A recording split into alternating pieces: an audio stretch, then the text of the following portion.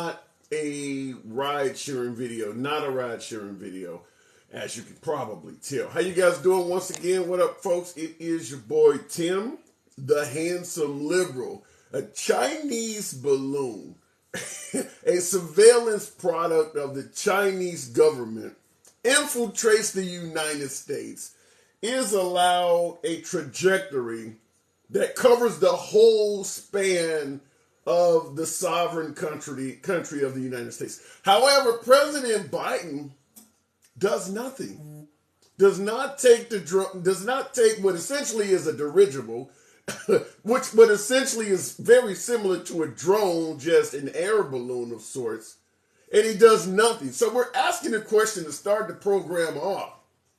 Does what took place this week with a Chinese surveillance drone crossing the whole of the United States, does that make President Biden look weak?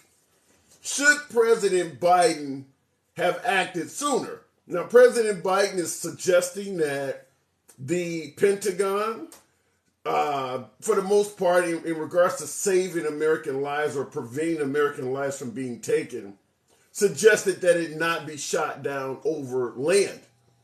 There are reports that President Biden ordered that the drone be shot, or that the balloon, we can call it a drone because it's essentially the same thing. But there are reports that Biden ordered that the balloon be shot down as early as possible back on Wednesday of this week.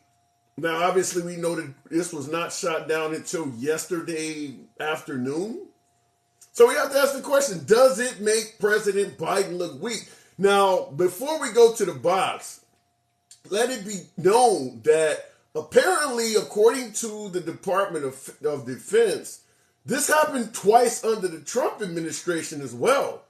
And that did not make big news. Now, it did not travel over the entire United States, but there were two balloons under the Trump presidency that did cross over American territory, were not shot down, and it did not make big news. I'm just seeing some of the reports of that. Don't know how much validity there is to that, but that has come out. 3 under Trump, says double up 777. Three balloons under Trump. Wow. Okay, as always, what do I say in every program? I do not ban, block, or censor anyone for their commentary. This is a MAGA-friendly zone. MAGA are my preferred guests. Tap the screen. Get your boy up to 5,000 likes. I appreciate that. Help out the algorithms. Bring me more MAGA. Looking in the comments. How do you feel about Ukrainians coming to America and getting free Social Security and medical care? Cameron, is that big enough of an issue to have a major complaint? I mean, in regards to the amount of Ukrainian refugees fleeing that war zone, I believe America know. Do we come out and let the world know ahead of time we do not intend to share any damn thing at all with anyone, no matter how much they may need it? I don't know if there's enough Ukrainians in this country right now for that to be a major issue. Ukrainians are getting a grant, and it's only for a set period of time, says Angel. Yeah, I don't know if it's big enough of a problem. This guy looks like the New York Metro shooter.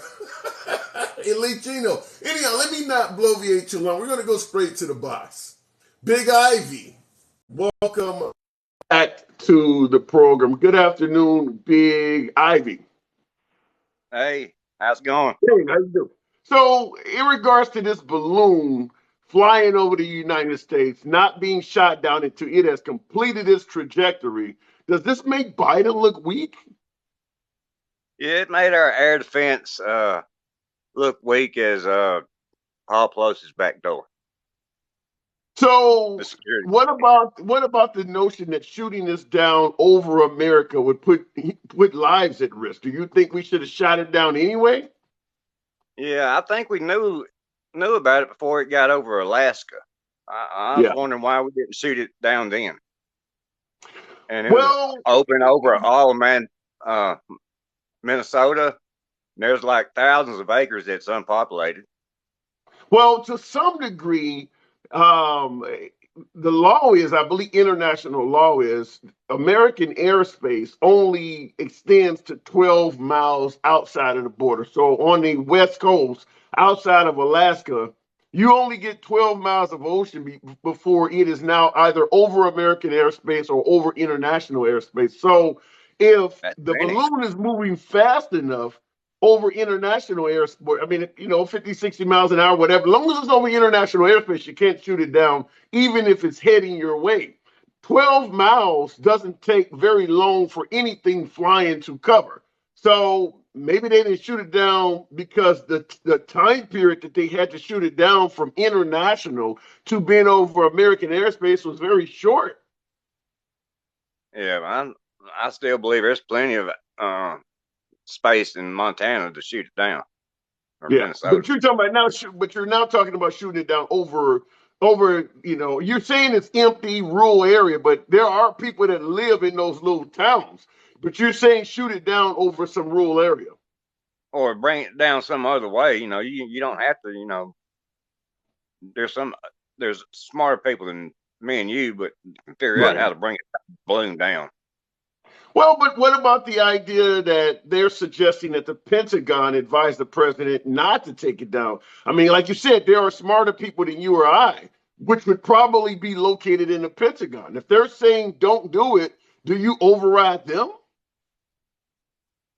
Well, I don't trust some of the generals because Milley said to China, said, if Trump does anything, I'm going to tell you about it before he does it.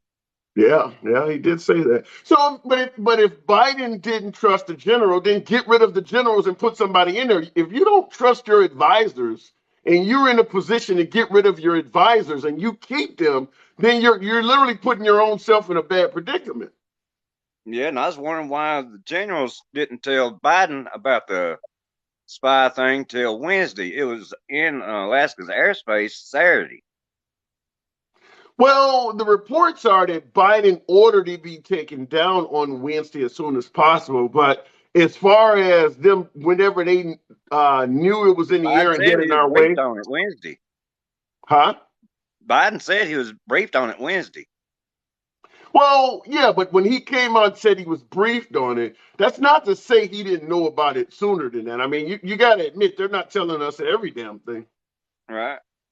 Yeah. My guess is Biden knew about this sooner than Wednesday. I hope so. Yeah, I mean, but I do agree with you that it probably, if they could have shot it down before it entered American airspace, they should have. But now, so in your opinion, Biden, as far as the Chinese government is concerned, they believe the United States has a weak leader? I don't know if you got to tell everybody, Taiwan don't look at it like you're going to protect our airspace, but you're not going to protect your own. Yeah. No, but what about what's going on in Russia, though? I mean, America has clearly shown that they're willing to stand up and protect the Ukrainians who are not even a member of NATO. Couldn't Taiwan take some solace from that? Yeah, we'll defend Ukraine till there's no Ukrainians left. Right. Yeah. So, well, fair enough. I got to move it on. But before I do any comments, King Leo said China does not want these problems. How do you view that? Someone who makes it clear, listen, we can say what we want about Biden, but at the end of the day, China does not want to get into a conflict with America. Do you see anything like that? Well, if China loves Russia now and Iran and Saudi Arabia really likes Russia, if they get off the petrodollar and switch to a gold standard, then we're kind of screwed, ain't we? Yeah, but that's more of a financial conflict. That's not, I mean, when he says China doesn't want these problems, he's talking militarily. Yeah, but if you go the other way, there's other ways to bring down countries. I agree with that. I don't necessarily disagree with that at all, but I'm talking militarily. Do you think the Chinese would want to go up against us militarily?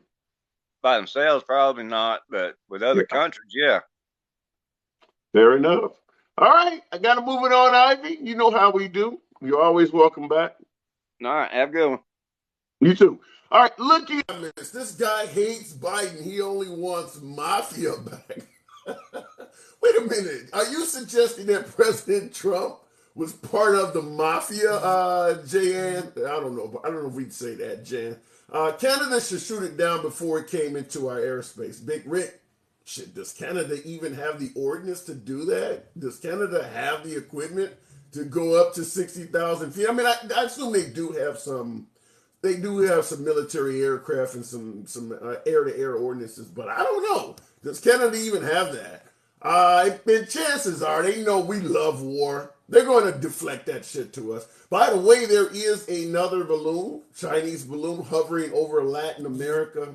So there goes any claim that this shit is a mistake. You know, them claiming it's a weather balloon that got off course. Yeah, you got two of them that has happened to? No. So the Chinese were not forthcoming or truthful about this at all. If the first balloon went over Canada, why didn't they shoot it down? That's what I'm talking about. If they have the tech, then maybe they were probably deflecting to America. Looking in the box, we'll keep it moving with Hardhead Herbert. Good afternoon and welcome back to the program. Does Biden come out of this looking weak? By the way, folks, tap the screen, get your boy up to 10,000 likes. As always, this is a MAGA-friendly program. I do not block, ban, or censor anyone for their commentary. Give you plenty of time in this box to state your point. Herbert, good afternoon. Good afternoon. I'm just full of shenanigans today. Nothing wrong with that. What about Biden? Does Biden look like he's also full of shenanigans? No. He did what he had to do. They jammed that thing up and they started redirecting intelligence properly, and it's kind of like cable. They spliced into it and was watching Netflix. You know, America got all kind of technology. So you don't see any issue with them letting it go all the way over the United States, completely cover the United States? No, he had jammed the signal and they just wanted to get in a safe place to shoot it down. They didn't want it to fall and hit somebody and become a liability or a real news story.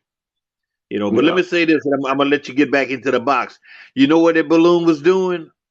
What? It was taking all of China bad air and bringing it to America, and it was taking all America good air and bringing it to China.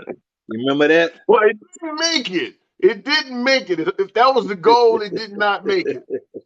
But we got some people who believe that the good air was being sucked up and brought to China, and China bad air was being put in America.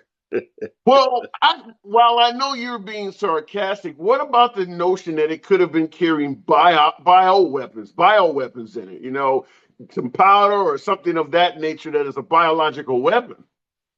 They probably had sampled all that. They did you know what the AWACS is, right?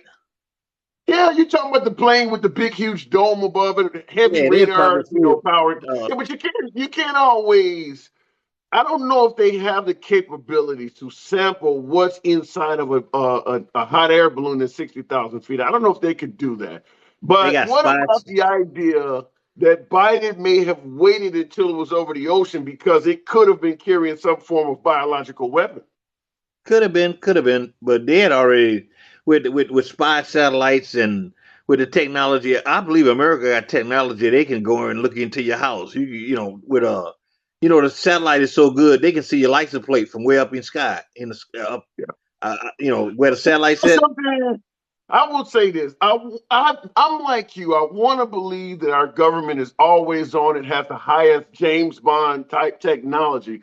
However, when I seen what happened on January 6th, and particularly when I seen what happened at Nancy Pelosi's house, makes me believe they're not always prepared. That man broke into Nancy Pelosi's house with a hammer. That's all it took. You would never think the third person in charge of power for the most powerful country on earth, you could break in their home with a hammer like that. So I want to believe we in the safety of our house right now, handsome.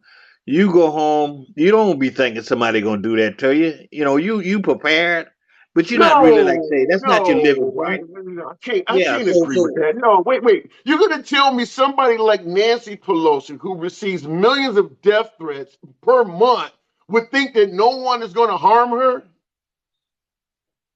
But she didn't think it was going to happen to her family. Why would you not think that? You know, the minute you reach that level, everybody you know is a potential kidnapping victim. I mean, how could anybody be that naive? But you see who did it? It was the Neanderthals. It wasn't a real intelligent person. That's Yeah. the problem. You didn't need to be a real intelligent person. That's how easy it was. Did you hear the guy crying the other day when they sentenced him to the 68 months? That's another Yeah. Neanderthal. I mean, Yeah. yeah, They do I dumb get stuff. all of that. I'm They not, do yeah, dumb I get stuff, all that. and I'm just simply saying her house should not have been, the security in regards to her residential property should not have been that weak. You don't see any issue with that? yeah, but it's just like J6. Some people was working from the inside, so you never know who had said something that was going to happen that particular night. You never knew who was on duty that allowed that to happen. They just took it face value.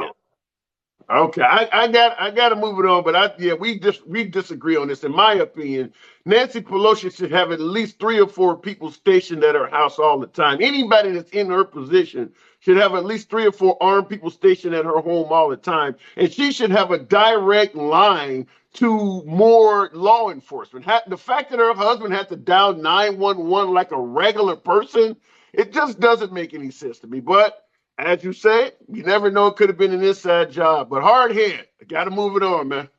Hey, the China bad air, our good air. I'll remember that. All right. Talk to you later. Okay. Comments. True. Several FBI guys were working directly for Trump. You talking about in regards to Nancy Pelosi? Or you talking about in regards to January 6th? I don't know what in terms of the FBI with January 6th. I'm hearing the Ray Up stuff and all of that. As far as I'm concerned, I give it to you this way.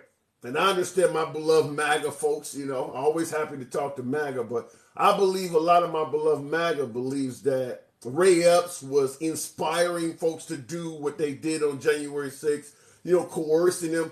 Maybe so. I don't know. I'm not going to say yes or no, but I am going to say this. If you are a law-abiding citizen, no one should be able to coerce you to rob a bank or inspire you or motivate you to do that. If you do that, you are going to be held accountable whether Ray Epps is helping you do it or not. You're supposed to know that what you're doing is wrong. You're not, though. You're a grown-ass man. You're going to tell me, well, I get caught robbing somebody and I point to Ray Epps and say, well, he told me to do it? You're a grown-ass man. That's not an excuse. All right, going back to the box. That sorry Trump side. What did that say? That sorry Trump sided with North Korean creep. Who does that? All right. Someone needs to let police officers and detectives go for mental evaluation. I think we all agree with that. All right, we'll keep it moving. My name is Kid, friend of the program. Always welcome. Talking about the fact that the Chinese could send over a surveillance device and travel over the entire United States. Did Biden drop the ball on this, kid? I mean, I've seen a couple of guys from Egypt come over to the United States, get trained on how to fly a plane, and then go into 2 of the biggest buildings in New York. So I'd say anything is possible, you know what I mean? But I would say that this balloon probably isn't nearly as big a security threat as that is, right? And well, that's not what they're. If you got to send a plane up to 60,000 feet and shoot it down, it's pretty clear you think it's a security threat. Well, sure, but how big of a security threat is it? How urgently do you need to shoot it down? We're not privy to that information, and we're not going to be privy to that information. So for us to be able to make the proper call to say he shot it down at the right time, we're not going to be able to do that because we're not privy to that knowledge. The best we can do is figure that our president did the right thing with our military because I'm sure they knew about it long ago, but there's certain protocols they need to follow. And there's information that they have that we don't have. So for us to be able to judge this situation correctly is literally impossible. Yeah. Well, in regards to it floating over sensitive sites, particularly some of our atomic assets in Montana, and being able to linger around like that, while the Chinese were lying and saying it was some form of weather balloon that was out of control, when the Pentagon is making it clear, no, they're steering this damn thing. They're steering it over specific sites in the United States. Yeah. So I would tell you, don't trust the Chinese, but do trust our government. Then handle the situation. The military took care of it. China's gonna lie, right? They're a fascist dictatorship. They're gonna lie. They're not gonna tell us the truth. But in the end, if you really believe that China's gonna just drop some biological weapons right in the middle of the United States, I mean, you're really fooling yourself. Let me ask you this. I'm gonna ask you this question, and all I want is a simple yes or no. It sounds like it's off the topic, but it's right on the topic. The question I'm asking you is this: do you believe when Trump said the election was stolen, it was stolen from him? No, of course the election wasn't stolen. The reason I'm asking you that, because in regards to this balloon issue, you're saying we should trust our government that they did what is right. When Trump said that, he was part of the government. So you don't trust the government then. Why are you saying the government is trustworthy? Well, I mean, I'm pretty privy to all the information that came out, right? You have so many local jurisdictions. You're not talking federal government, right? You're talking. So you want to facilitate a complete steal of an election that involves so many local jurisdictions that would be literally impossible.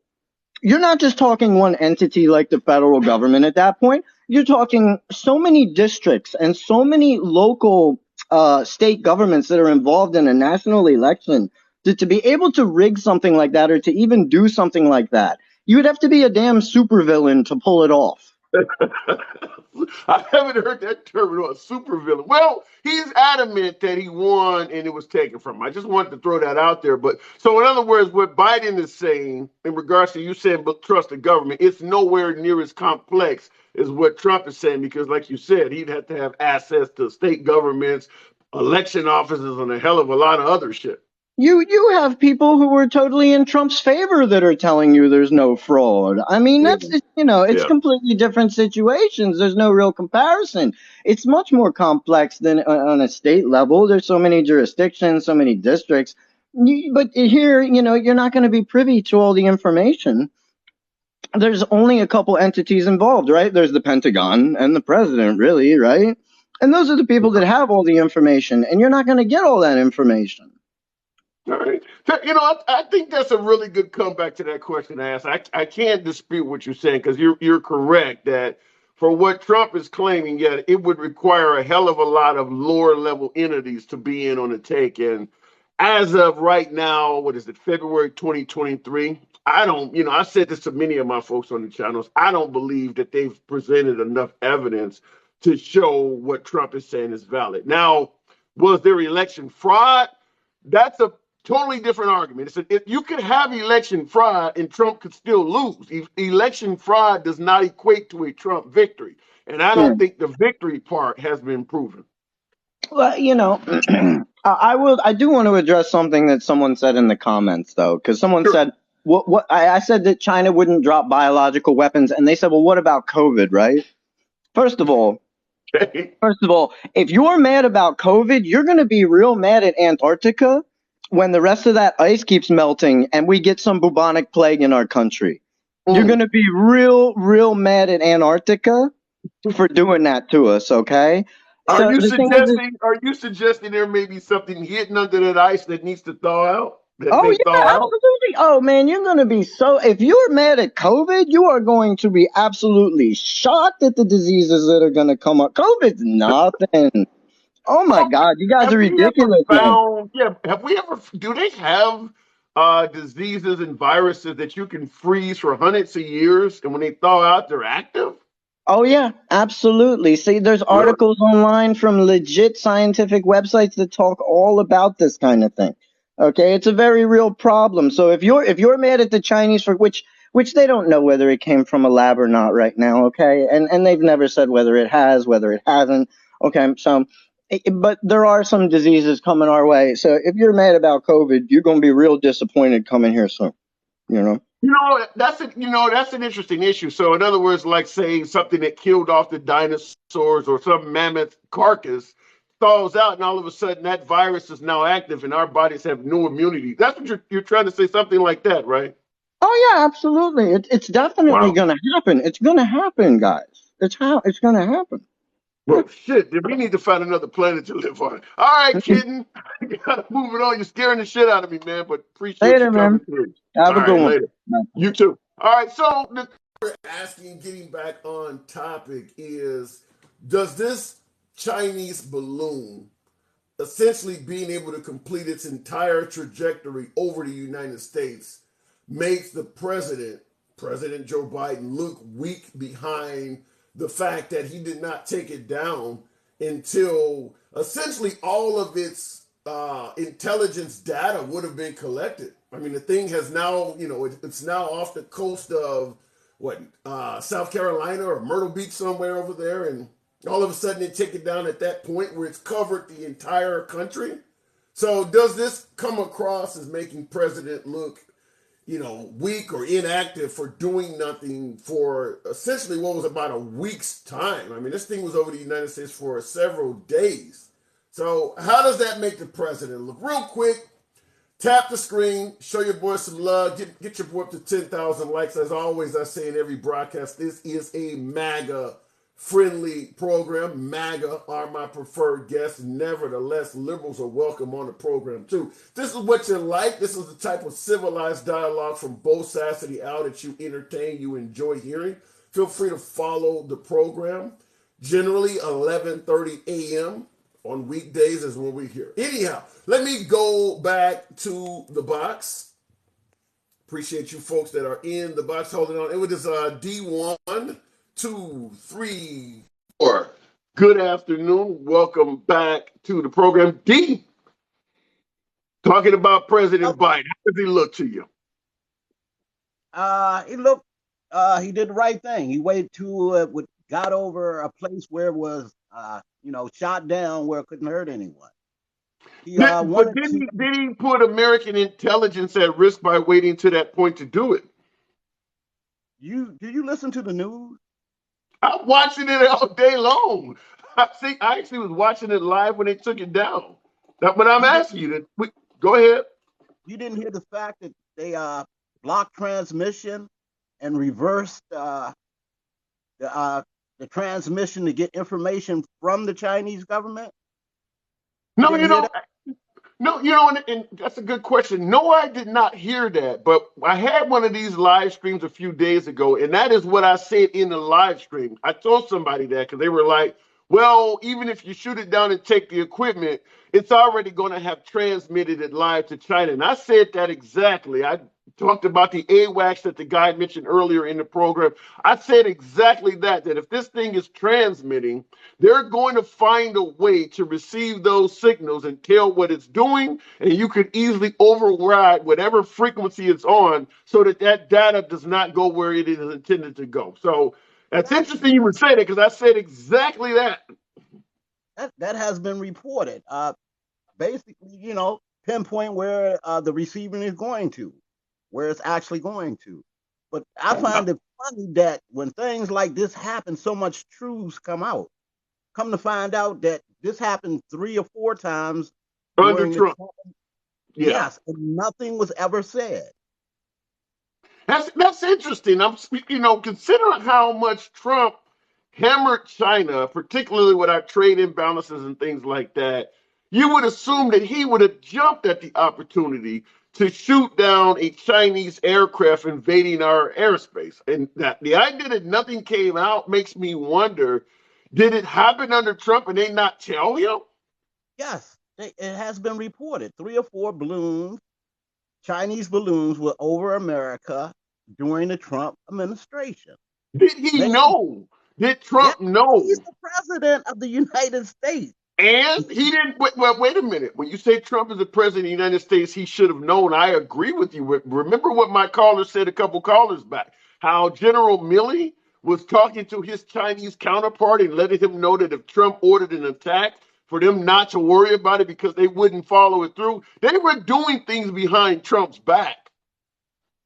I'm quite sure that Trump knew about the balloons. It has been reported that he knew. So why do you think Trump would not act with his radical approach to China? I mean, does that sound like Trump to not do anything about that? He might have had stock in the company. You never know. find out about his secret Chinese bank account. Come on now, I wouldn't put anything past Trump. He might have had stock in the car. Okay, that's funny. That's fucking funny. All right. Oh, one other thing. I'm not going to make this long. Did you the other day that we talked? Did you look up how Biden cut the debt in half? Did you? I did see that. I did see that. And why is he not making more of a fuss over some of these things? Like the job numbers, for instance, under Biden, the unemployment numbers in particular, officially they are actually better than Trump, even though the American constituents believe the economy sucks under Biden and it was great under Trump. Why isn't Biden making more of a fuss over this stuff? He's not like Trump, a braggart. Well, he's going to be like, if he doesn't brag, he's going to end up being like Trump, a one-termer. Yeah, like I said, we talked about the economy the last time, and you said it was much better under Trump. Remember? I still believe that because of what my own bottom line looked like, what I was paying at the pump, what I was paying for goods and services. I still believe it from that standpoint. Now, I understand folks will say that, well, that's a global phenomenon, but I'm simply saying from a standpoint of how far your dollar would go, it still looks much better under Trump. That's because of corporate greed. We all know that. Maybe so, but I'm simply saying what happens under your watch, you're going to get blamed for. As you see, the economy is booming in every aspect. Well, I'm telling you, if you're paying $8 for a dozen of eggs, nobody's going to buy the economy's booming argument, no matter what it looks like on paper. That's because of the chicken flu, the virus that's killing all these chickens. Yeah. Last time you tried to buy some chicken wings, you talking about eggs. Shit, I had some twice this week. Let me ask you this: in the chicken wings, I bought an order of chicken wings and fries, and I paid almost $20 for it. But let me ask you this: just being honest, being candid. If this exact scenario was happening under Trump, where it was a global issue, corporate greed, do you think the liberals would give him credit for that? I think a lot of people would do their research. You really believe that?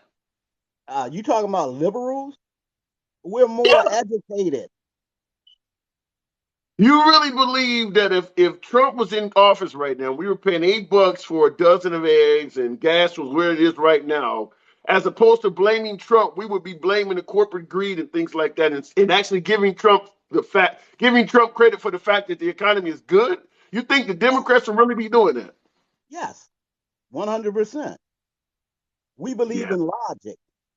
In fact, I can't buy that. I mean, I've been a liberal all my life, and I don't believe that. We gotta agree to disagree on that. I think that when the opposition is in, you give them criticism where they deserve it, and when they deserve credit, you avoid giving them credit. I don't see the liberals giving them credit for that. Just like we don't give them credit for Operation Warp Speed, even though we believe the vaccine is saving millions of lives. We don't give Trump credit for that.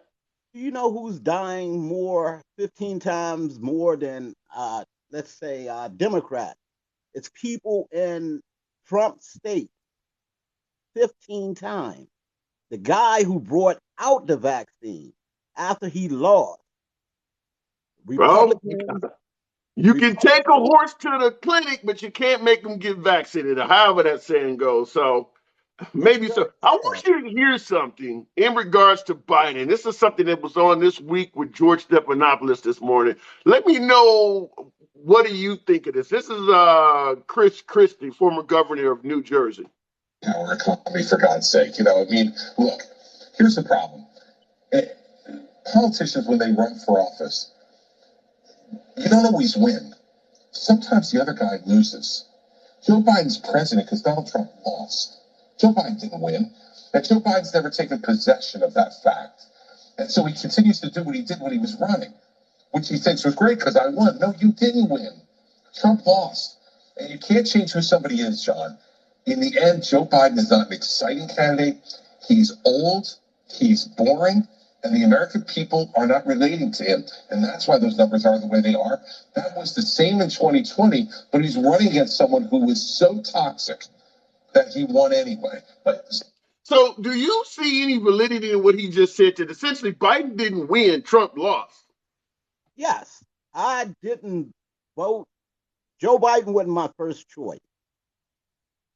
But so if what he is saying is true, is Joe Biden, even according to you there, D, you're saying Joe Biden was not your first choice. So if what Chris Christie is saying is true and what you're saying is true, should we send Joe Biden up to get reelected? Joe Biden, I had doubts. I voted against Trump, but Biden has reached all my expectations for president. So he actually performed better. He performed better than what you were expecting. Fooled the hell out of me with all the things he's gotten done. Okay, I got one other question I want to ask before I move on and let you go there. But if he exceeded your expectations, and you're not the only liberal to say that, I have to ask the question: if Biden is doing better than a lot of liberals expected, why is it that most liberals do not want him to run again? Because of the stigma of the media, pretty much. Like you said, he's not bragging about his accomplishments. He's not, basically out there. It's just they're demonizing. But I would vote for him again. You think that the liberal media, because let's just be honest, most media leans left. I mean, there are right-wing outlets, but the overwhelming majority of media leans left. You think the liberal media is bashing Biden? In a way, they're not reporting on what he's doing, all the good things that's happening. To be honest, knowing that Trump is the opposition, the liberal media is not doing the justice for Biden. That sounds kind of risky, man. But Dean, I gotta move it on. Always a pleasure. Sure, go ahead. Before I go, we want Trump to run. Hopefully, he doesn't go to jail and run for president. This time, he'll lose by 21 million. Wow. So you think his support has gotten significantly weaker? Only states he's going to win are the ones. Hell yeah. Only places. The actual Republicans. Like I said, you don't watch the news. They're not saying it out front. They want Trump to die. The established Republicans want Trump to die and go away. Jeez. All right. All right, like said, take some time and look this up. Because, I ain't got no damn life. That's all I do is study politics. All right. Come on back on anytime. Let me know what your analysis tells you, and we'll always talk it out. Thank you, brother. All right. Always a pleasure. Yeah. Okay. Look. Comments: draining people's savings is a Biden accomplishment. Alan C49, I don't know if we would blame Biden on draining people's savings, because at the end of the day, I say this on many live streams, that I strongly believe the American employee was doomed the day they got rid of pensions and switched over to 401ks. I don't think Americans had a lot of savings when Biden got elected to begin with.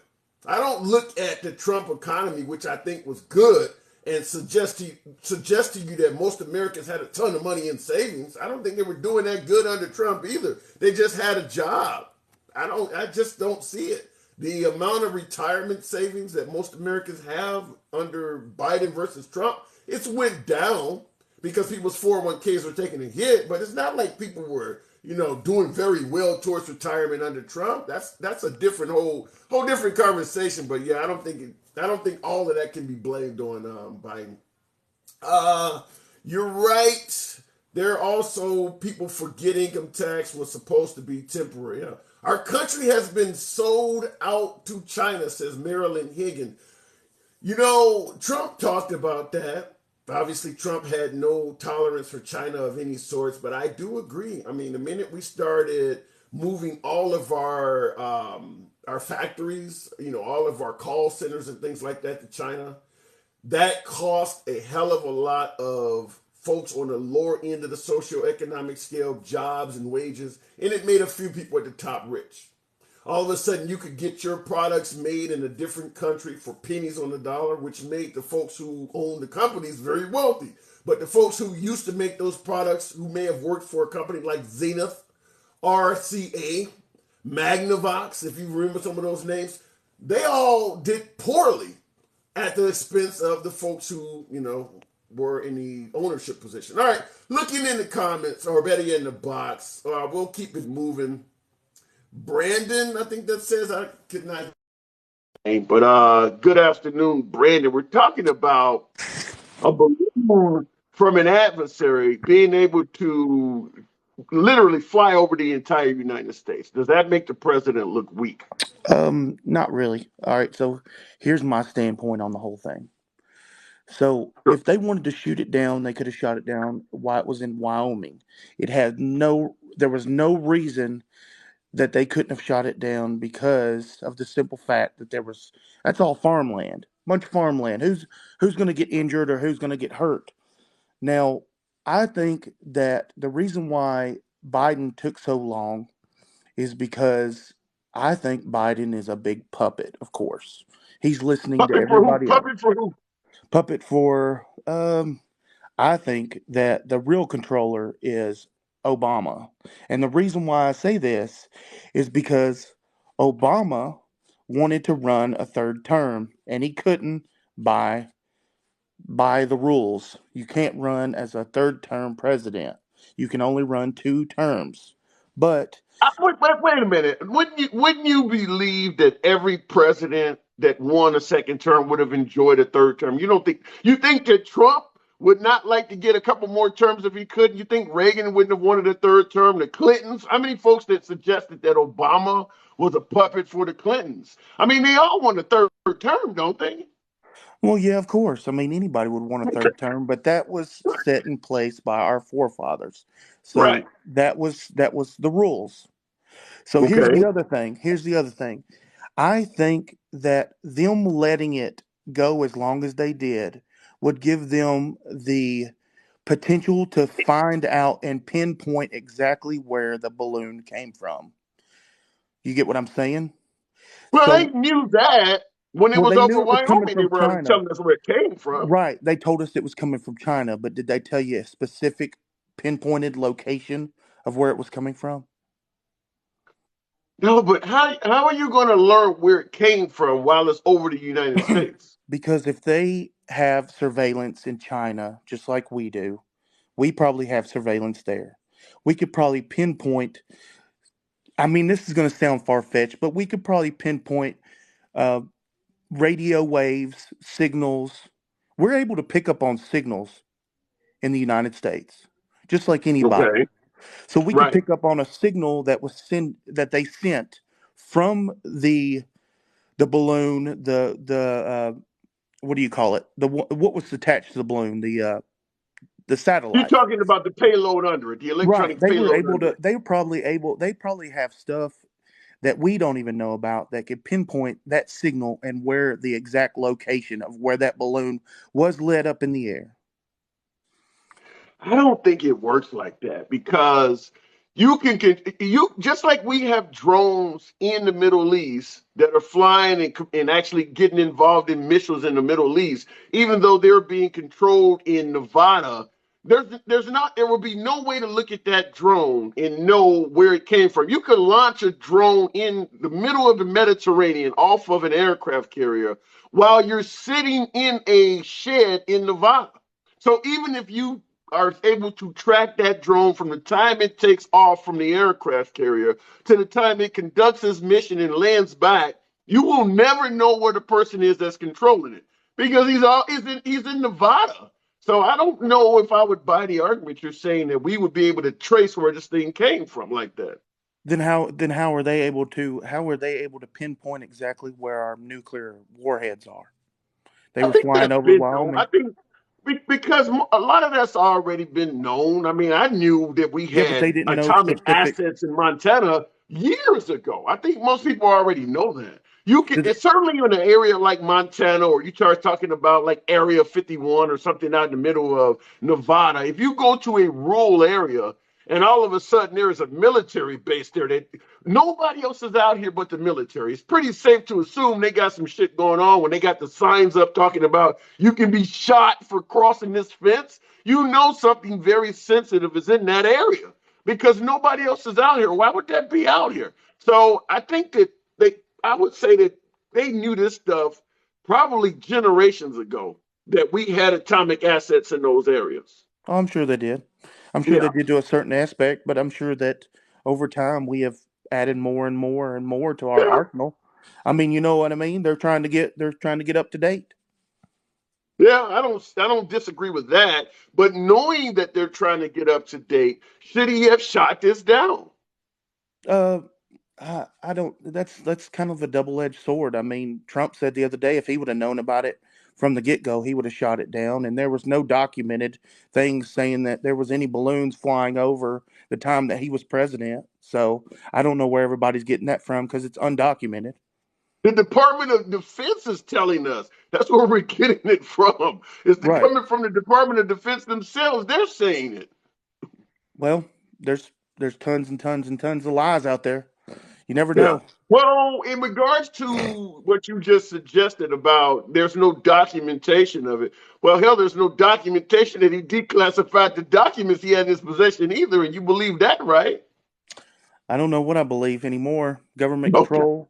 I mean, I All really right. don't know what I believe because I can believe one thing one day and one thing the next because you hear it from all aspects and you wonder what they really have on anyone. Yeah. Well, at the end of the day, we're claiming that this is the land of the free, home of the brave, best country on earth. But at the same time, we're saying we don't trust anybody in the damn country. The only reason I feel safe is that I carry a gun to prevent tyranny from taking over. Then how is this the best country on earth? It sounds like a mess. It is a mess. We live in a mess. Why do you think? I think the reasons why aliens have never landed here is because we're so messed up. They're like, look at those guys. They kill each other. They kill themselves. Yeah. Well, we love guns. We Yeah. love guns. And there's no way you're going to have a country with this many people with guns and people not kill each other. That's kind of par for the course. But Brandon, I got to move it on, man. Thanks, All buddy. right. Appreciate Hey, it. anytime. Come on back to anytime.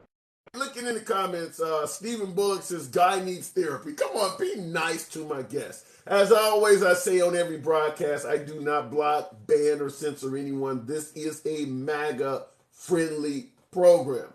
Tap the screen. Get your boy up to 20,000 likes. Helps out the algorithm. Helps bring in more MAGA. Nevertheless, liberals are welcome as well. Without any fear of censorship, being banned or blocked, I'll give you plenty of time in the box to state your point. You know what we say. Handsome, it's Nevada, not Nevada. How do you pronounce the state that Las Vegas is in? Las Vegas, Nevada. Is it Nevada? Nevada? I mean, where am I getting it wrong? Anyhow, let me go back to the box. It is Jay Piano Man, another friend of the program. Welcome back, Piano Man. Nevada. I'm looking in the comments. Somebody's trying to Nevada. Okay, I don't know. I've been to Las Vegas, Nevada many times, and I enjoyed every time I went there, and I was always kind enough to make a donation to the blackjack table. I don't know what's taking place here with trying to bring on Piano Man. We'll give it a minute and move on. If not, grown-ass men afraid of balloons. Well, it's not the balloon, Jamal. It's the payload under the balloon. It's the capability that the balloon is inhibiting. Nothing to do with the balloon itself. I mean, if someone aims a camera at you and they're taking pictures of your, what you have in terms of surveillance, what you have in terms of weapons and things like that, the camera is not a danger to you. But the information that it is collecting may be used by someone that is a danger to you. So we'll go with that. We'll keep it moving. The payload is always under the balloon. Yeah, of course. I call it lost wages, Nevada. Yeah, I've made out of all of the times I've been to Vegas, and I've been there, I don't know, a couple dozen times or more. I've won once. Only once. I think I won about $400 or $500 only once. I've lost multiples of that many a time. All right, going back to the box. We'll keep it moving. I don't know what happened there with Piano Man, but it's frozen or something. So we'll go to Alamar. And I do appreciate that you guys are rolling with your boy. Alamar, good afternoon.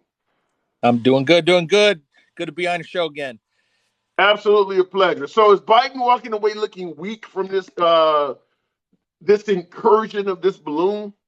I don't know. I don't think it was really that big of a deal. I mean, because ultimately, let's think about So what do we think that payload? What was it recording? What was it doing?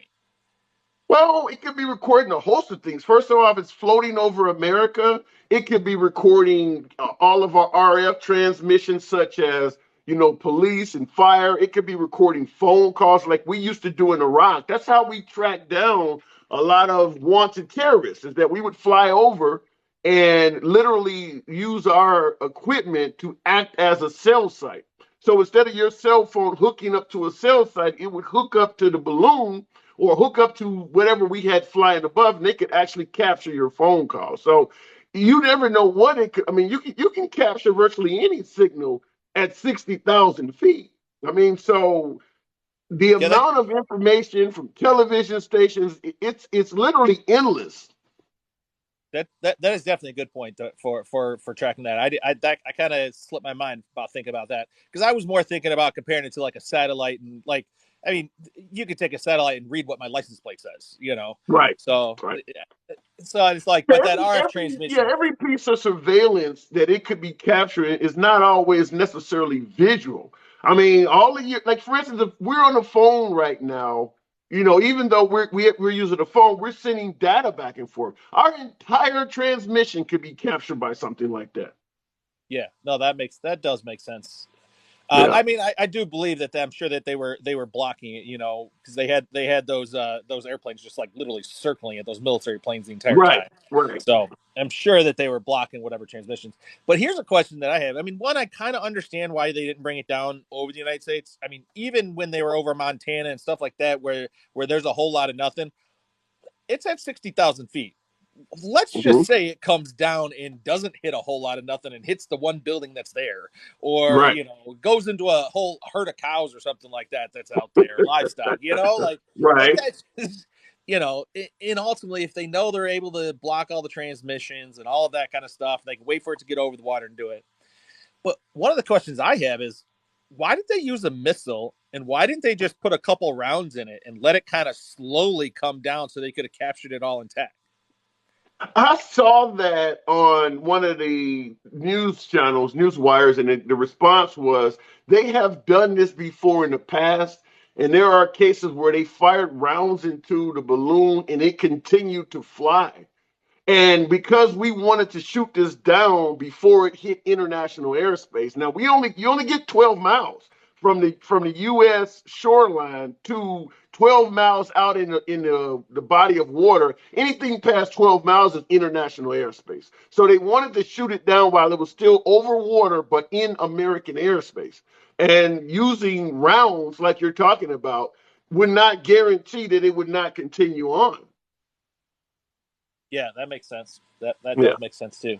So that's why I like talking to you. You guys got a lot of good insight on stuff. I pass on what I hear and a little bit of what I know, but it's always a pleasure, man. So, but at the end of the day, it does not look weak to you. I think it's just a bunch of saber rattling. It's it's kind of like when North Korea was shooting missiles over top of Japan and on the other side, and like it's just a bunch of posturing. It's not really affecting anybody. It's not like, I don't think that they were gaining any super intelligence, even if they were tracking our stuff, because guess what? They would just be here and set up a tower and do it themselves. Like, I mean, it's not like people from China don't come here to the United States every single day. So, I think if they wanted, I don't think they were, I mean, I don't see that they were pulling any super, super great information. Yeah, maybe if we're at war with them and they're trying to track some top secret conversations or something, but again, I don't. Do you think, let me ask you this. A slow moving balloon traveling probably 100 miles an hour or less. If we did this over China and they saw this, do you think they would allow the same outcome?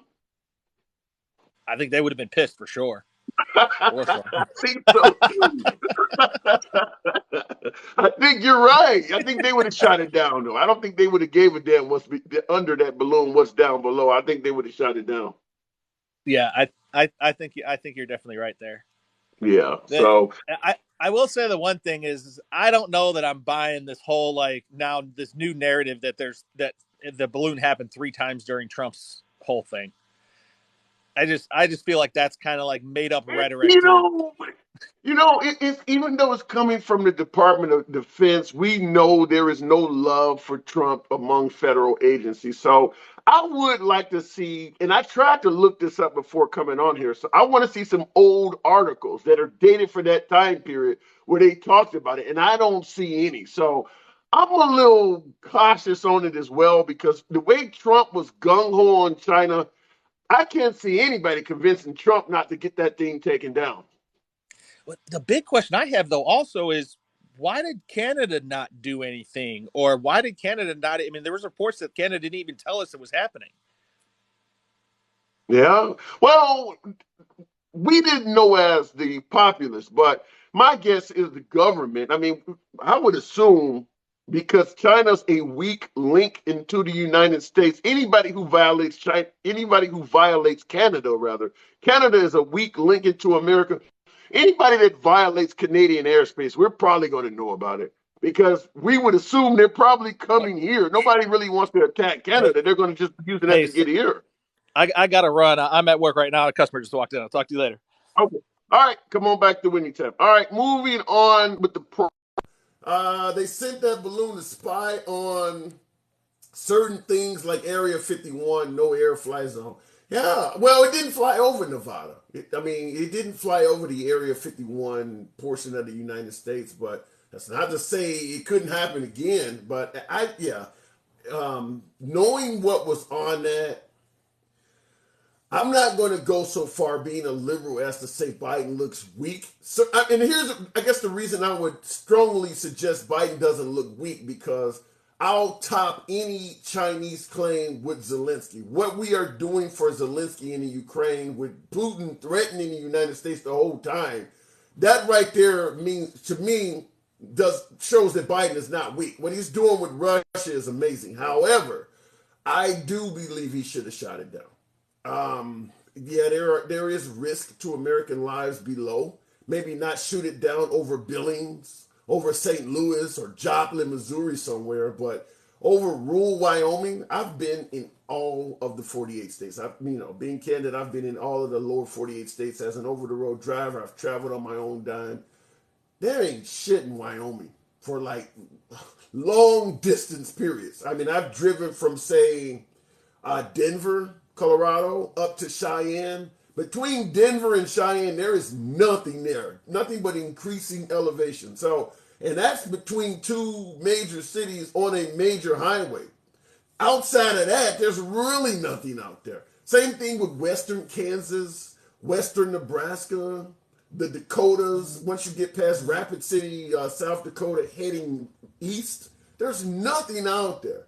So, yeah, I would have probably taken it down. I mean, just from my own basic experience with the United States and how rural it is in that area. In fact, I believe once you get west of the Mississippi, I guess probably a little bit west of Iowa, for a great period of distance, probably almost until you damn near get in the Pacific time zone, there's nothing in the middle of this country. You literally could go from both Dakotas, Nebraska, Kansas, all down through to western Texas. There's just nothing there. There's nothing there. All right, going back to the box. I haven't had a lot of MAGA come on the program. I always say it's a MAGA-friendly zone. I don't know if this question is running MAGA away from the box. I'm surprised at how many callers I've had suggest that Biden doesn't look weak. Fair enough. You're entitled to your opinion. Let's keep it going. Dump can, I think that says. Dump can. Forces stated that balloons flew over the United States. Yeah. Good afternoon. Good afternoon. How are you doing? I'm doing good. Real quick in the comments, somebody made a really good point. You're not taking into account the air traffic at 35,000 and below is there. Well, you could quickly issue a no-fly zone. I mean, this thing is only flying at 100 miles an hour or so. How long does it take to ground traffic for a minute? They did this when they shot the balloon down on the East Coast yesterday. They did exactly that. Dumpcan, good afternoon. Yes, good afternoon. My thing with this is the fact that I think the Chinese are just testing our response. Yeah, but why would you do that knowing how we have responded in Russia? Clearly, we are capable of doing a hell of a lot if we get angry. Yes, this is true, but it's just to test the response. I mean, they had to keep that under wraps. You don't think that Right. we don't have NASA and that to be able to challenge the trajectory for when it fall if we landed it down, if we took it down in Montana and everything else, they'd be able to determine that, the U.S. So it makes the country look weak, in my opinion. And Well, then what about the idea? I got two questions I'll present to you. Let me know what you think. First one being, it's possible that they feared it could have bioweapons, powder, or some kind of chemical weapons on board, and they didn't want to blow it up over the United States. The other issue is if you shot it down over hard land, meaning, the ground, as opposed to over the water, you would have a less chance of recovering the equipment because it would be damaged more landing on the ground as opposed to the water. I'm not validating any of this, but how do you view those two issues? yes, I agree with you on that one. You don't know. And the whole thing is, as far as bioweapons and stuff, if you let's just say you can pump a few hundred rounds into the balloon and get it to descend slowly, right? That if Right. you pump a couple in there and it just doesn't start descending, pump a couple more in there, get it to start descend slowly. I personally think that we should have tried to recover it while it was still in the air and bring it down. To How? see what How could was you on there. recover them at 60? What could you use at 60,000 feet to grab that thing safely? I don't It's know. the size of I don't three know. school buses. No, I completely understand, and as Yeah. far as that blows my mind. But if you could have got it down further, where you could have recovered it, get it down slower somehow. But I mean, U.S. was also developing weapons in which you can push off the back of an airplane, parachute, and it handles cruise missiles. So now you can get into a territory, right? And have a Okay. cruise missile get more within range without getting the planes completely in range, and it will evade the radar more.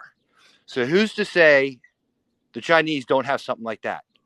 That they were testing to see how our reaction would be, especially flying over these military bases with, just junk equipment in there, Right. just to see what our response would be for these balloons going over top of us. Yeah. If they would have, Go ahead. let's just say it had like a cruise missile on it at 60,000 feet and over Pope Air Force Base, right? You can't tell me you couldn't launch a cruise missile from 60,000 feet to hit DC. Now, it will probably get shot down, but to hit it with very little response time. Yeah, but we're still asking the question about what about things that are underground that's under it that it could damage or kill. Oh, yeah, absolutely. And, it could do that. It very well could. So let me ask it to you this way. Let's say, for instance, Biden had ordered it shot down like many of us were hoping for or demanding, and it did come down rural area, happened to hit a gas station or something out in the middle of nowhere, and it killed 5 or 6 people. How would that have reflected on Biden? How would his critics, for instance, what do you think his critics would have said if it landed and only killed 4 or 5 people? Like I said before, it's not like we don't have the smart people to determine the trajectory of it falling to clear out an area before it would Well, hit the ground. wait. There's no way if you shoot something down from 60,000 feet, there's no way to know what the winds are going to do to it, a balloon, how it's going to fall, or anything. I mean, you could shoot it down over one area and it could hit the ground 200-300 miles in either direction, depending on the wind, depending on how lift and drag affects the item falling. There's no way you could know that.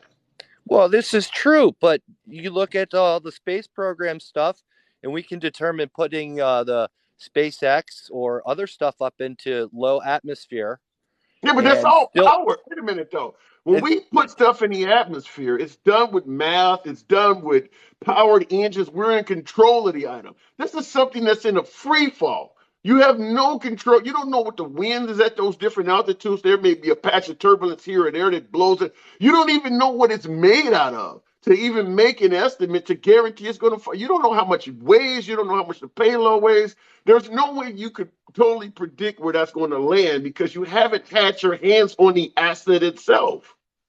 You know what? I totally agree with you on that. But still, when we splash down capsules into the ocean, they weren't but once powered. again, we know what the capsule is made out of. We are in control of the capsule. I mean, we still know everything. Yeah, we know everything. But the thing is, like I said, it's not like we can't take an educated guess. Okay, we know it's about this size. We know it's about this weight. You know what I'm saying? And okay, if it hits people, I mean, you can still clear people out because you can follow the trajectory of its falling also. Yeah. And Okay. because you don't know what kind of wind resistance it's going to have when it's falling. Is it going to fall like a complete brick? Or is it going to, with the solar panels and everything, just kind of be slow until they break off? And is it going to guide it down a little bit different things? I mean, there's enough smart people in this country to kind of figure that out. And we not would like hope. they We would hope. And so it's not you feel confident that we could have assured, even while shooting it down over America, that no one would have been injured. No, absolutely not. Nothing in life is guaranteed. Then you can't do it. Then if you're not confident, then you can't do it. I'm not saying it. You know, it's it's just one of those things. I would have loved to be able to do it a slow descent. You know what I'm saying? That's what I really wanted, a slow descent to capture it, to see what was on it. So would you have shot it down over America? Okay. Do you think you should have shot it down over America?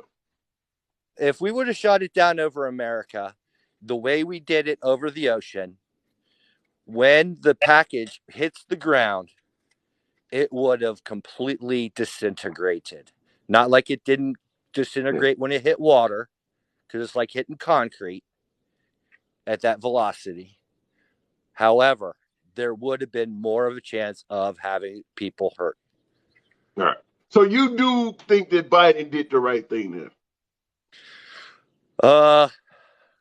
I think Biden should have actually taken it down well before it even got into populated areas or over American airspace. Well, you can't. I don't know if you can legally do that in terms of international law. If it's in international water, you can't just shoot it down. I mean, we only have a 12-mile buffer from the West Coast into the Pacific Ocean. And when you got something in the air that's moving, 12 miles goes by like that. So you would literally have 12 miles of U.S. border, which is actually out in the middle of the Pacific Ocean, to shoot it down. Anything before that is in international water, and you have no right to shoot it down. And anything on the outside, on the other side, is now over the physical land of the United States. I understand that. And if that was an unknown thing, could have shot it down before it hit the Aleutian Islands. 12 miles out, hit the Aleutian Islands, before the Aleutian Islands, could have fell further down. It fell inside the waters down there, up there. Yeah, but what about the idea that while it's falling, once again, even though you hit it outside of the islands, it starts to drift and comes over people or comes over land? It's a chance sometimes you have to take. Yeah. And those are lives. Those are lives you're talking about taking a chance with. It's like, unfortunately, D-Day was a chance we had to take. Well, but with D-Day, we were trying to eliminate facing annihilation. That was not happening here with this balloon. We weren't worried about them annihilating us. No, I understand that, but sometimes you just have to take chances where things might go south. And that's what I asked you at the beginning of our conversation. If you take a chance where things might go south, and it does go south, how will Biden's critics have that reflect on him? Doesn't matter either way, really, because look at now. We got a lot of people saying, "Oh, you should have shot it down over over the land," And then if we would have shot it down over land, you would have had people saying, oh, we should have shot it down over the ocean where it would have been safer. So either way is a lose-lose situation. It's a damned if you do, damned if you don't. I do tend to agree with that. All right, before I move on, I just want to. I saw this in the comments. Have you heard this? Alan in the comments, Alan C49 said people are finding debris in South Carolina. Have anybody heard that? No, I haven't heard nothing. I haven't either. I haven't heard that. I'm all just right, trying. Duncan. Go ahead, man. I appreciate the good the discussion. All right. Hey, anytime. Come on back through. You're always welcome back, man. All right, man. You take it easy. You too. All right. Comments real quick, as always, what I say in every program, tap the screen. This is a MAGA friendly zone. Get your boy up to 25,000 likes or so. We got 500 plus of us in here. Happy Sunday to all you folks. In fact, you're rolling with your boy on TikTok. You could be anywhere you want to be on social media, and the fact that you're here rolling with me is an honor. I do not ban, block, or censor anyone for their commentary. The fact that you may disagree with the host. Tim Notes, I meant it to give you my appreciation and gratitude for the flapjacks the first time. Appreciate that. Definitely showing your boy love, and I definitely thank you for your generosity. I was in the conversation, but I meant to mention that. Looking in the comments, go to government.com and read law and orders and the emergency orders we are under. You're saying we are currently under an emergency order in reference to this event right now? Is that what you're saying? Biden can't win with Trumpers. That is true, Mary Tag, but at the same time, Trumpers are claiming they can't win with liberals. So I think it kind of works both ways. You should sell MAGA hats. I don't think I want to sell MAGA hats. I think anybody who is down with MAGA already has their own hat. By the way, I got to get a new one. This one, the one I do my afternoon broadcast on is actually more appropriate. This is actually from the failed 2020 campaign, as you see, Trump 2020 and behind it. But it is the failed "Keep America Great" slogan, which was his re-election campaign, and he did not succeed in. It's simple for us to say what we would have done. I've never taken down a spy balloon. I don't think I've ever taken down a spy balloon either. No. I've had one before, though. I mean, I fly drones. Here you go. This is actually a 4K drone. In fact, there's the drone, but it also comes with a 4K camera. If you can see this kind of, trying not to break everything, but the camera goes under the bottom there, and it delivers really crystal clear pictures from miles away.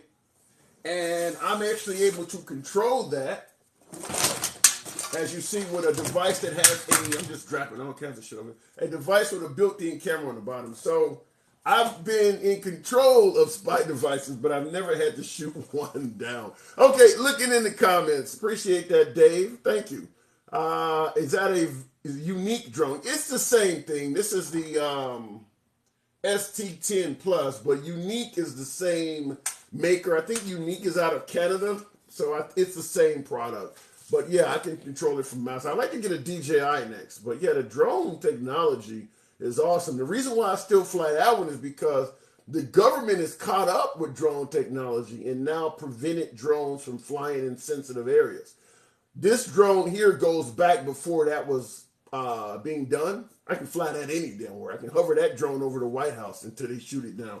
But the new drones won't even take off in sensitive areas. So that drone has, and also too, it is, you can unlock it. I've had it up to 9,000 feet or some shit like that.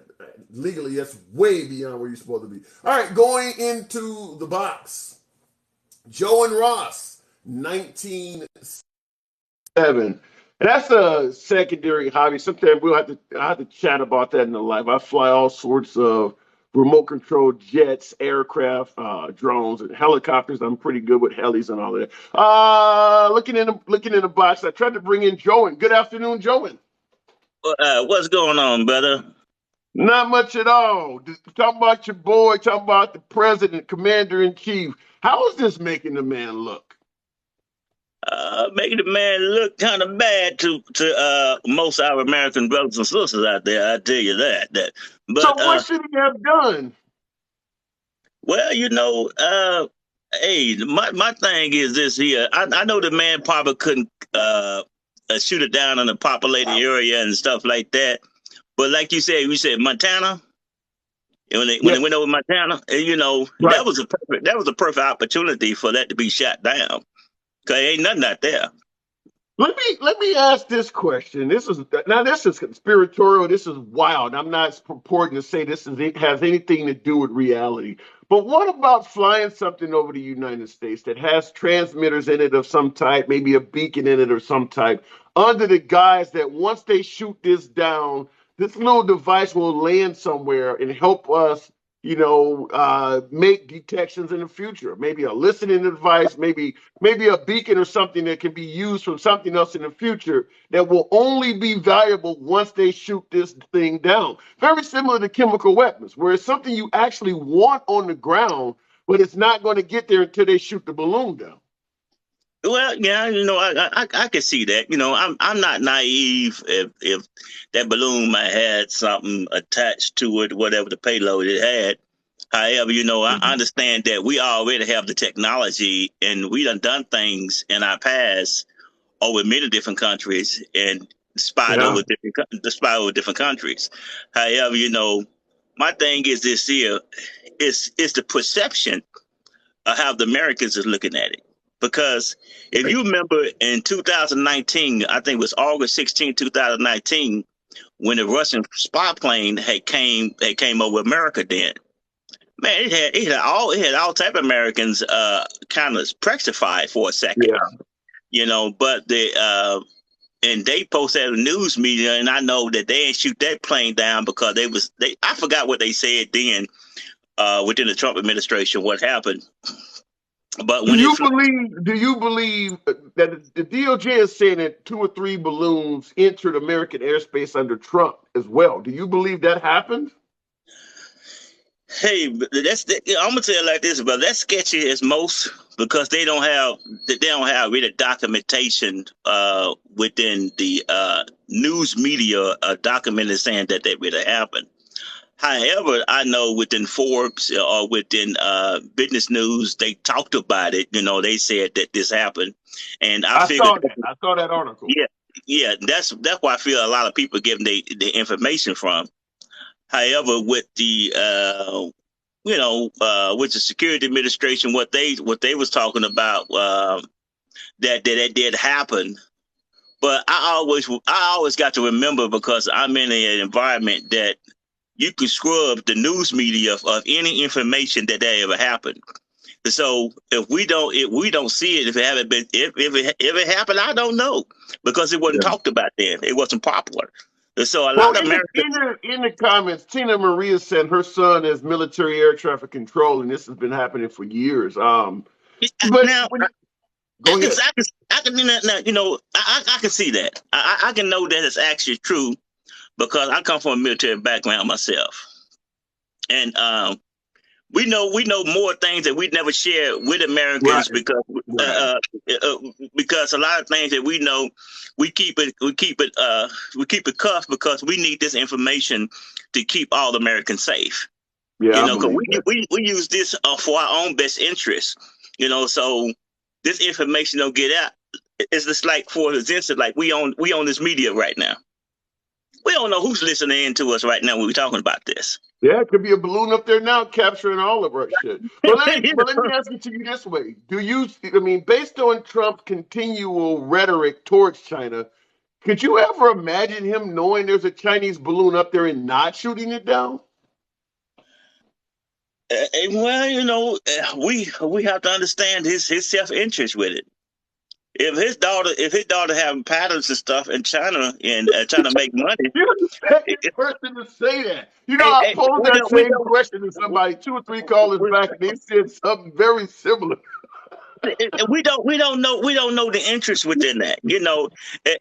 Everybody get in their silos and they get on their side of the lane, but not want to be truthful and logical about all this situation. I believe some of these presidents are crooked as hell. But however, if they are for most American best interest in doing stuff for us as Americans, and try to make things happen like Trump had did at one point. Trump was doing some good stuff while he was in office. And let me ask it to you this way, because you mentioned politicians being crooked, and I strongly believe all, particularly presidential politicians, has at least a little bit of corruption in them. But looking at the last two guys, Biden and Trump, if you had to guess which one of those folks do you think might be more on the take, more likely to be corrupt between Biden? Because we know Hunter Biden, we know Trump with the 200 and some patents his daughter got or whatever. I mean, so between those two, Trump versus Biden, who do you believe might be a little bit more on the take? I can't really say, because they both same on the same side of the coin. It's the old saying, what Trump was doing, he was trying to clean up. But to me, at the same time he was trying to clean up, we seen that he done bought the swamp with him. That's why I seen. I say Trump you believe he was trying to clean up though? When he say he's trying to clean up, give me some examples of something Trump did to lead you to believe he was trying to clean up. Trump came in office, he said that he was trying to clean up the swamp. Yeah, he said it, but I'm asking you based on his actual actions as opposed to what he said. Do you see anything that Trump actually did to lead you to believe he was trying to clean the swamp? I can't say that. I don't. To me, he didn't clean up anything. He done bought a lot of swamp with him, and they got out of hand. Yeah, it got out of hand for my brother, because see, he tried to control it, but he couldn't control it because he got all these people in his ear and making him look bad, saying all this hateful rhetoric out there, because he just go off the cuff sometimes. And you like, what the hell? According to Trump himself, because you mentioned people in his ear, Trump promised that when he got elected, he would surround himself with the best and brightest. So if the people in his ears are the best and brightest, the outcome should have been great. Are you saying that he didn't surround himself with the best and brightest? That's a fact. Because some of them people who were quite hateful a little bit, and if you can't see that, I don't know what planet you're on, because my thing is this here: I'm not gonna give no one no hand up who's out there who ain't being out for the best interest for all Americans. It's supposed to be the best friendship for all of us, as my wife friends, my Mexican friends, or my Chinese friends. Everybody got to have a hand up in this game, And so my thing is the unity, because he wasn't speaking to all the Americans. He spoke with one sector of Americans, and that was the Republican Party. Because he was putting down. Do you see Biden as speaking to all Americans? Oh man, Biden. I don't know. To me, right now, I don't see all the hateful stuff when Trump was in office with Biden. Biden tempered it down a little bit, but however, he tried to be for everybody. But how can you be for everybody when they don't want you to be for them? Yeah. So do see Biden. You see Biden as trying to be more of a unifier.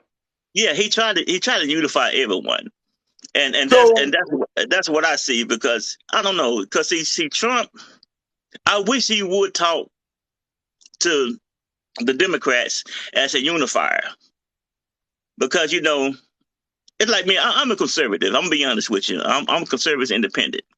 So when I can see some bias within people, how they speak, I know the reality of it. It's like, oh man, he ain't talking for everybody, Because being a conservative, so is it safe to say that you voted for Trump both times?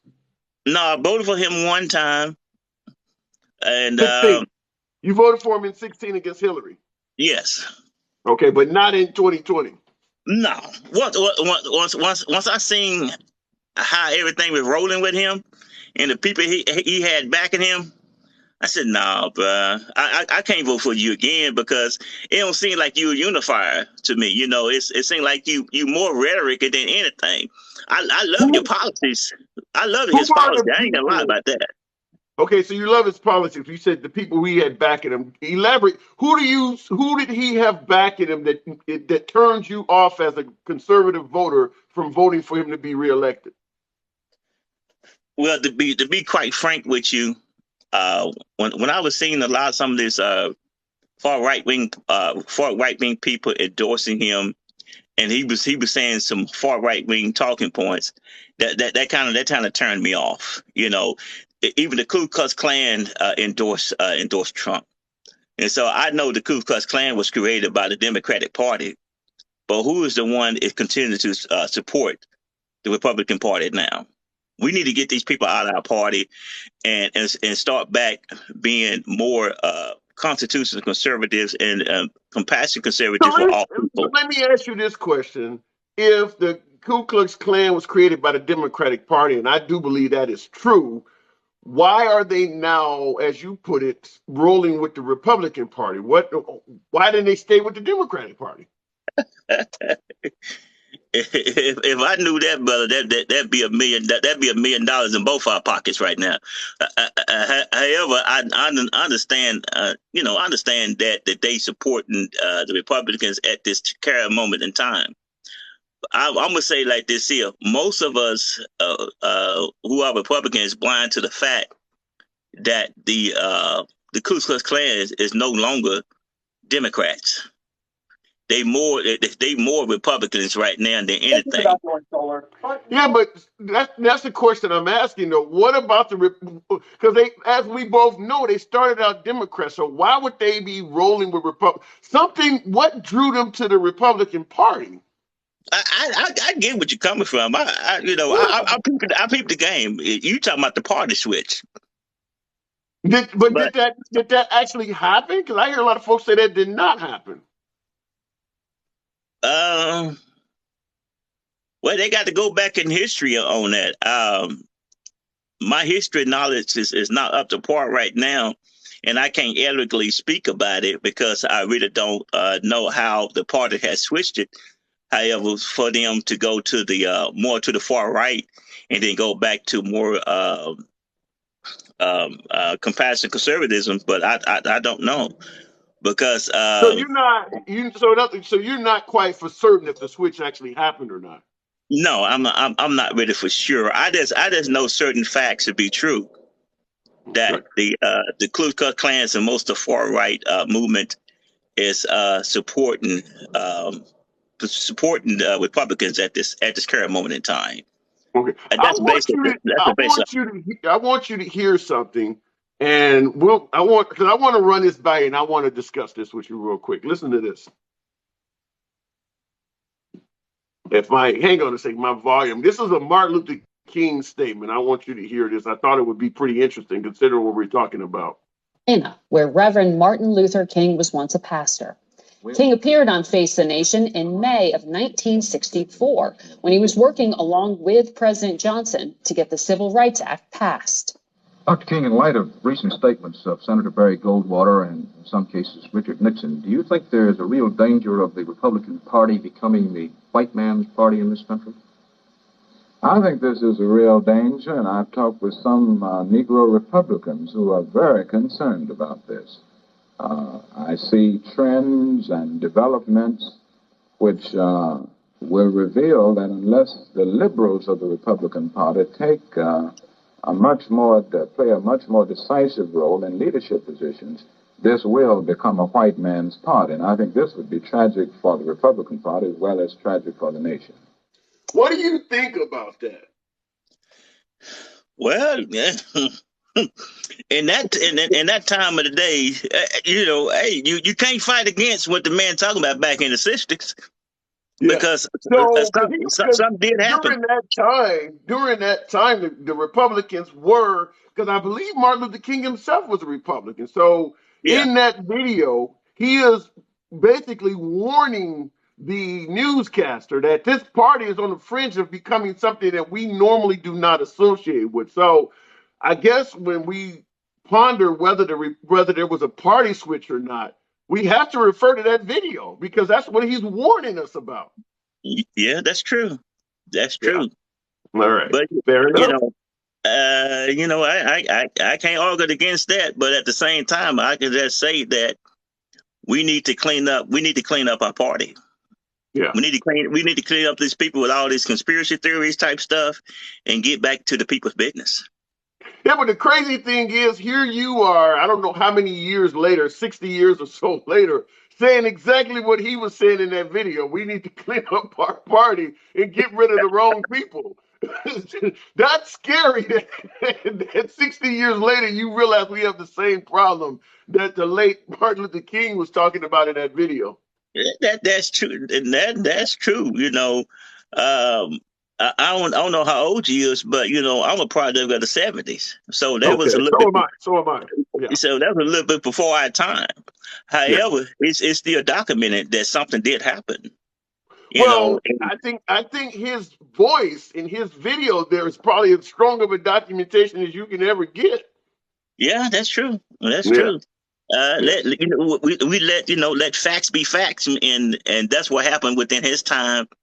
And now, as we see, as the hamster wheel continue to go on, everybody on that hamster wheel right now. So if we on that hamster wheel and we're in our own little corners and not realizing what's going on in our environment or the world, we can probably be duped to whatever they tell us on the news. Okay, well, before I got to move it on, but one last question I have to ask you. How do you respond as an African American to folks who would suggest that by being a conservative, you are part of a white man's party? How would you respond to that?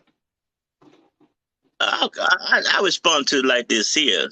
Conservatism has been around more years than the white man had established this. It was African Americans who started the Republican Party. So wait. When did African Americans start the Republican Party? Oh, it been many moons ago. According to here's what is baffling. We couldn't even vote many moons ago. So I'm trying to fact, how could you start a party if you're not even allowed to vote? According this is according to history, and I'm not up on my facts with it. I used to be, because I used to study history a whole lot in my younger days. However, me growing up, and my grandmother, my grandpa were all Republicans, and they explained what happened with Republican when we had like the court systems and stuff like that at one point in time, and then we got kicked out of a town, got taken over by the people of that said town. They didn't like us being in control at that moment of time, but we did. I don't know. You know what? And you're probably correct. We probably did not start the Republican Party, but the Republican Party. No, I'm not disagreeing with you. I don't know, but I'm just simply saying when you factor in that we only got civil rights in 1964, that's exactly what he was fighting for. You starting a party? I mean, I guess I could start a military, but I wouldn't be able to compete with anybody. So you started a party in a country that doesn't allow you to vote. I don't know how much value it would have. That's what I'm saying. Well, I'm not up on it. I used to know it very well, but I'm not really good with it right now. But we used to be in Congress a long time ago. Yeah. And we was I know what you're talking about. I'll explain kind of what you're talking about. After the Emancipation Act, where Lincoln freed the slaves for a short period of time, just like when we defeated Hitler, for instance, we occupied Germany for a short period of time to get rid of Nazism. Well, after the Emancipation Act, President Lincoln left guards in the South to ensure blacks were treated properly. And during that time, black people, just like in today's world, started becoming affluent. They started getting into politics. Those are the Congress and folks and things like that you're talking about. You had black politicians starting to rise through the ranks. But after a short period of time, Lincoln withdrew those guardsmen from down south. And the minute he withdrew them, the South went back into an oppressive state towards black people. And they took away all of those rights. And that is that short period of time people point to back in the day when black people could vote and they were politicians. Yeah, it was for that short period of time when the defense of President Lincoln was still evident in the South. But the minute he took that away, they took all of the rights for black people away with that. And you didn't get them back into the Martin Luther King era some 100+ years later. So that is how that ended up happening. It went, yeah, and you're right. That's true. Yeah. I'm gonna say this, and I'm gonna leave you, my good brother. Right now, what the Democrats are doing is what the Republicans are doing way back in the days. That's just, I think that's some of the switch that some people try to say that happened. What do you mean? Elaborate. What are they doing now? What are you talking about? Dealing with Social Security, dealing with certain things like welfare and stuff like that. This all happened under the Republican Party. We was the people who was helping. We was the people who was helping the people who was going through hard times and having things going on in their own personal lives. They try to keep the American people with dignity and keep them alive out here in this environment. However,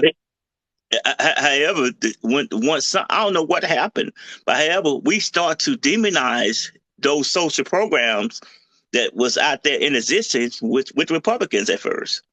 I don't know how we move so far away from that compassion to help people when we also giving these social programs to the military, to our policemen, to our firemen, you know, and to everybody getting paid off our dime, our tax dollars. Yeah. And so how are we moving away from that? So they telling me that if they don't want the social programs, so that means the president would never have no damn job because he can't get paid from us no more. The Congress won't be getting paid either.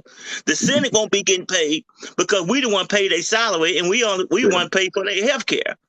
So you telling me you telling me you don't want these social programs no more when that means everybody ain't gonna get paid. No policeman have a job, unless the people in that community pay the police salary. But that's social programming. Fair enough. I got to move it on, but I will tell you, because you are an African-American conservative, next time you think about voting, look in the mirror and quote back to yourself what you just said. I got to move it on. All right, brother. I don't know I will, but I appreciate you. Yes, sir. All right. In the comments, red-headed white dude just arrested with an AK-47 trying to rob people at the ATM in Vallejo, California. A red-headed white dude. Wow. I've never been robbed by a ginger. AK-47, damn, how much money you think they're drawing out of that motherfucker? You got a gun that's probably more expensive than what they got coming out of the bank. Looking in the comments. What a guy, he was cool, says Ray Gallagher. All of my guests are cool. Like I said, whether I agree or disagree with the guests, at the end of the day, it's all love here. We try to maintain civilized dialogue here with folks on the other side of the aisle. Point being, if we can make this happen in my tiny ass corner of social media, they can do the same damn thing in Washington. They're just not trying to. So we try to maintain good dialogue. It's always love. It's always cool. I'm surprised the balloon wasn't called racist. Miss Bean 9. Well, in regards to whether the balloon was not being called racist, what about President Trump, the Kung Fu virus? You think he would have called it the Kung Fu balloon or something like that? The Taekwondo dirigible? I don't know. But no, nobody called the balloon racist. Real quick side note before I go back to the box. Speaking of calling things racist that some would say are not, there are a host of folks that are referring to these 5 black officers in the city of Memphis that killed Tyree Nichols as a racist act. There are people who are saying that their actions, being 5 black officers, taking the life of an unarmed black man, is rooted in racism. So, Ms. Bean, there is stuff like that out there. We didn't talk about that on my last program, but we should have. whether that incident was racially related. All right, going back to the box. Who's that there? Richard Henry, I think it is. You folks holding on, by the way, too. It wasn't racist, says Big Rick. Hey, There are folks argument suggesting that it is. Richard Henry, good yes. afternoon. Hey, welcome back. Hey, Thank what's you. up? Hey, Good to have you. bro. First thing, the the balloon traveled from Canada in Canadian airspace when Right. when it was reported in Wyoming. You got to come through North Dakota, South Dakota, then Montana. Last time I checked, No, Montana. Montana borders Canada too, doesn't it? Right, but on up towards the Pacific side of it, yes. But when that balloon came from Canada, you know, why now it's on our radar? Because I was watching. Well, according to Tim Knows, and I heard this in the comments as well, the balloon also started out over Alaska, so it hit U.S. airspace first. Okay, because when I seen it, I was watching Montana news, You know and what? And it's interesting what Tim Knows just pointed out. The fact that it was over, and you're talking about rural Canada as well. There was some exceptionally rural areas. You think Wyoming is rural? right, Alaska in northern there's Canada, I mean, nothing. you're talking hundreds, if not thousands of miles where there's nobody at. So if there's an idea that it could have been shot down over somewhere rural, I think Alaska and northern Canada would trump Wyoming and Montana any day. Well, here's my take on it. He Biden's not weak. He gets information. They get him the updated information. They Okay. the Department of Defense knows what it's doing.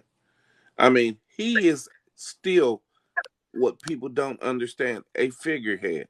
He isn't a brain that knows all, that speak. He speaks for the American people because we give him the voice. Okay. So when he gets the information, it's not just his decision. He doesn't just sit there in a room. Well, what do I do? Well, should I do this? He has people around him, the Department of Defense around him, guiding him on the decision. Yeah, but if Trump was in office and he let the balloon go across the country like that, would us liberals have gave him the same type of courtesy you're talking about, Biden? Well, let's say Trump didn't even know how the system worked. let's go back to the night he was elected. He didn't even believe he had won. So he doesn't even know how the Congress, the Senate, he didn't know how any of that worked. Okay? Yeah. So what Trump believed and what would have happened really is irrelevant. We're Well, right no, now. we got to be fair. So let me ask it to you this way: you think if they had it told Trump this balloon would spy capabilities is flying over the United States, do you think Trump would have done the same thing as Biden and let it continue this entire path? Here's what I believe. I believe whatever his cabinet, Department of Defense, and General Milley was good, and he allowed so much and didn't allow so much information to get to Trump. Okay, because Trump once again But is that was right? not a Is politician. that right for the general to deliberately withhold information to the commander in chief? Of course, of course, we're gonna let even Biden, even Obama. It's been information. Here's the thing. I'm 60 years old. Okay, and some of the things that we were talking about earlier about Martin Luther King Mm-hmm. and those things, I grew up in that. Okay. Yeah, but you're telling me it is okay for the general to deliberately withhold information from the president? But it's not just a general. He was he was a general, but he wasn't the It doesn't Department of matter. Defense. But He I'm wasn't the saying guy who runs you're telling me it is okay for General Milley rather, to withhold information from the president. You're saying that is okay. Well, based on his mental capacity to and knew how things work. Yeah, but Let's General say, Milley you is know not a how. psychiatrist. No, it's not. It's not that. When I say mental capacity, I'm talking about how the government worked and how the military worked. Yeah, but that's not how the country works. If you think the president is incapacitated or incompetent, there is a procedure in place to address that. You don't make a unilateral decision on your own to determine the president is incompetent and start doing whatever you want. But That's a coup. here's the thing. We don't even know how many times this probably happened. It That doesn't they supposed to didn't. happen even Let's once, say when even one Kennedy, time. when President Kennedy was shot and killed, how you know when President Kennedy was shot and killed, right? Mm-hmm. What was happening then? You know what was Yeah, but happening when President Kennedy, when George Bush had to have surgery. What information was well, when George Bush had to have surgery, I believe they swore in Dick Cheney for that small period of time. When President Kennedy got shot, it was very quick, in which they swore in Lyndon Johnson as his. I think they did it on the airplane. They swore in Lyndon right? Johnson real quick as when you're talking about General Milley. President Trump was the same president he was when he got inaugurated. Nothing happened from the time President Trump came into office for General Milley to act that way. So I'm But trying to find out, how do you say that is a but right thing to do? who was the Department Secretary of Defense? Who was the secretary? I can't say Asper. Yeah, you talk about during Trump's administration? Right. Was it Spicer or not Spicer? I don't Asper. remember. Yeah, but what are you saying? I don't get what your Why point you're come the trying to make. department? Because the General Milley is not over the Department of Defense. He is just a Joint Chief. Now, the Department of Defense is the one who advises the Secretary of Defense. Excuse me, advises the president. Okay. Where was he at in this whole None diaspora? of them, when you ask where were they at, none of them thought Trump was incompetent. So they were doing their jobs as normal. It was General Milley that went out on his own and talked to his counterparts in China and advised them not to worry about any orders coming from Trump because he would not follow them. And you're Right, but saying where? that what he did was right? No, I'm not saying what he did was right, but I'm saying Okay. what he All right. did. What he did wasn't unknown. The department, the guy who ran the Secretary of Defense, had to have known this information and what was being I don't know. disseminated because That's a good. he's over the Joint Chiefs now. Yeah, He's over you know them. what? That's a good, interesting point you bring up. I don't know if they actually knew, but even if they did, let's say you're right and they actually did know, then they all are in on it. There What they're you go. doing, So yeah. there you go. So So it's what? bigger. It's bigger than what we could even conceive. Now Well, we're gonna go back to the balloon. The balloon traveled very quickly, okay, and it traveled very fast. But when it was spotted, it was in a rural area. Like you said, you've been out there. I've been out there. It's nothing out there but a couple of what is it, oil horses, pumping oil. There's yeah. nothing out there. Actually, you know what I mean? So that question still I can understand because I was in the military that we have satellites, We know exactly what's going on. They took a picture. They seen it. They probably sent planes up. They did something to know that it wasn't necessary for it to be We taken hope down. they did that. We hope they did that. Yeah, well, the one of the general Air Force general came on television saying that it wasn't that he advised the president Yeah. not to shoot it down. So Yeah. somebody knew something, and Yeah. then to shoot it down in South Carolina. Well, they You did it know, in the ocean, though. They did it in the well, ocean. yeah, right off the beach. No, I'm Yeah. just saying. You only But get 12 miles. So right. anything you do, 12 miles off the beach is going to look like it's floating right overhead if you're at 60,000 feet. But Richard, I got to move it on, man. Yeah. Hey, man, I appreciate you. And I just wanted to say one last thing. Sure. About the President Lincoln and the Republicans. I remember that. I mean, I'm 60, so I don't know. I mean, different schools teach different subjects, man. things. Different schools Hey, teach man, different love subjects. you. Thank you. And I appreciate the opportunity. Anytime. All right. All right, looking in the Any info was done. What did I say? Any info was done. Any info was done, recorded, be shot down. Ripping Rick, the way you wrote that, I don't quite get that. Linda, the Department of Justice said he did, but it was like a brief thing, not all through the country. Well, in regards to the entire balloon debacle, we're still asking the question, did this also happen under Trump?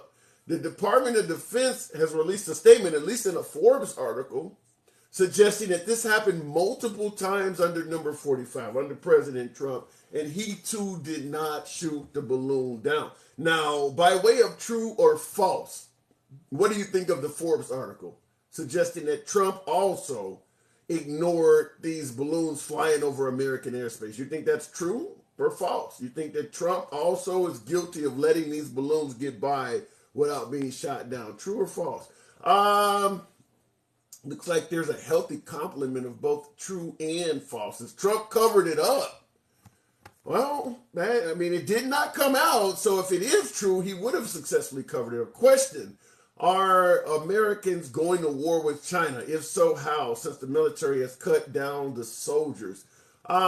Griffith, I don't believe America is in any risk of going to war with China unless we defend Taiwan. I don't think the Chinese are trying to encroach on America at all. Yeah, the only way we're going to go to war with China is the same reason why we often go to war with other countries, is because they are attacking something else and we're trying to tell them to stop.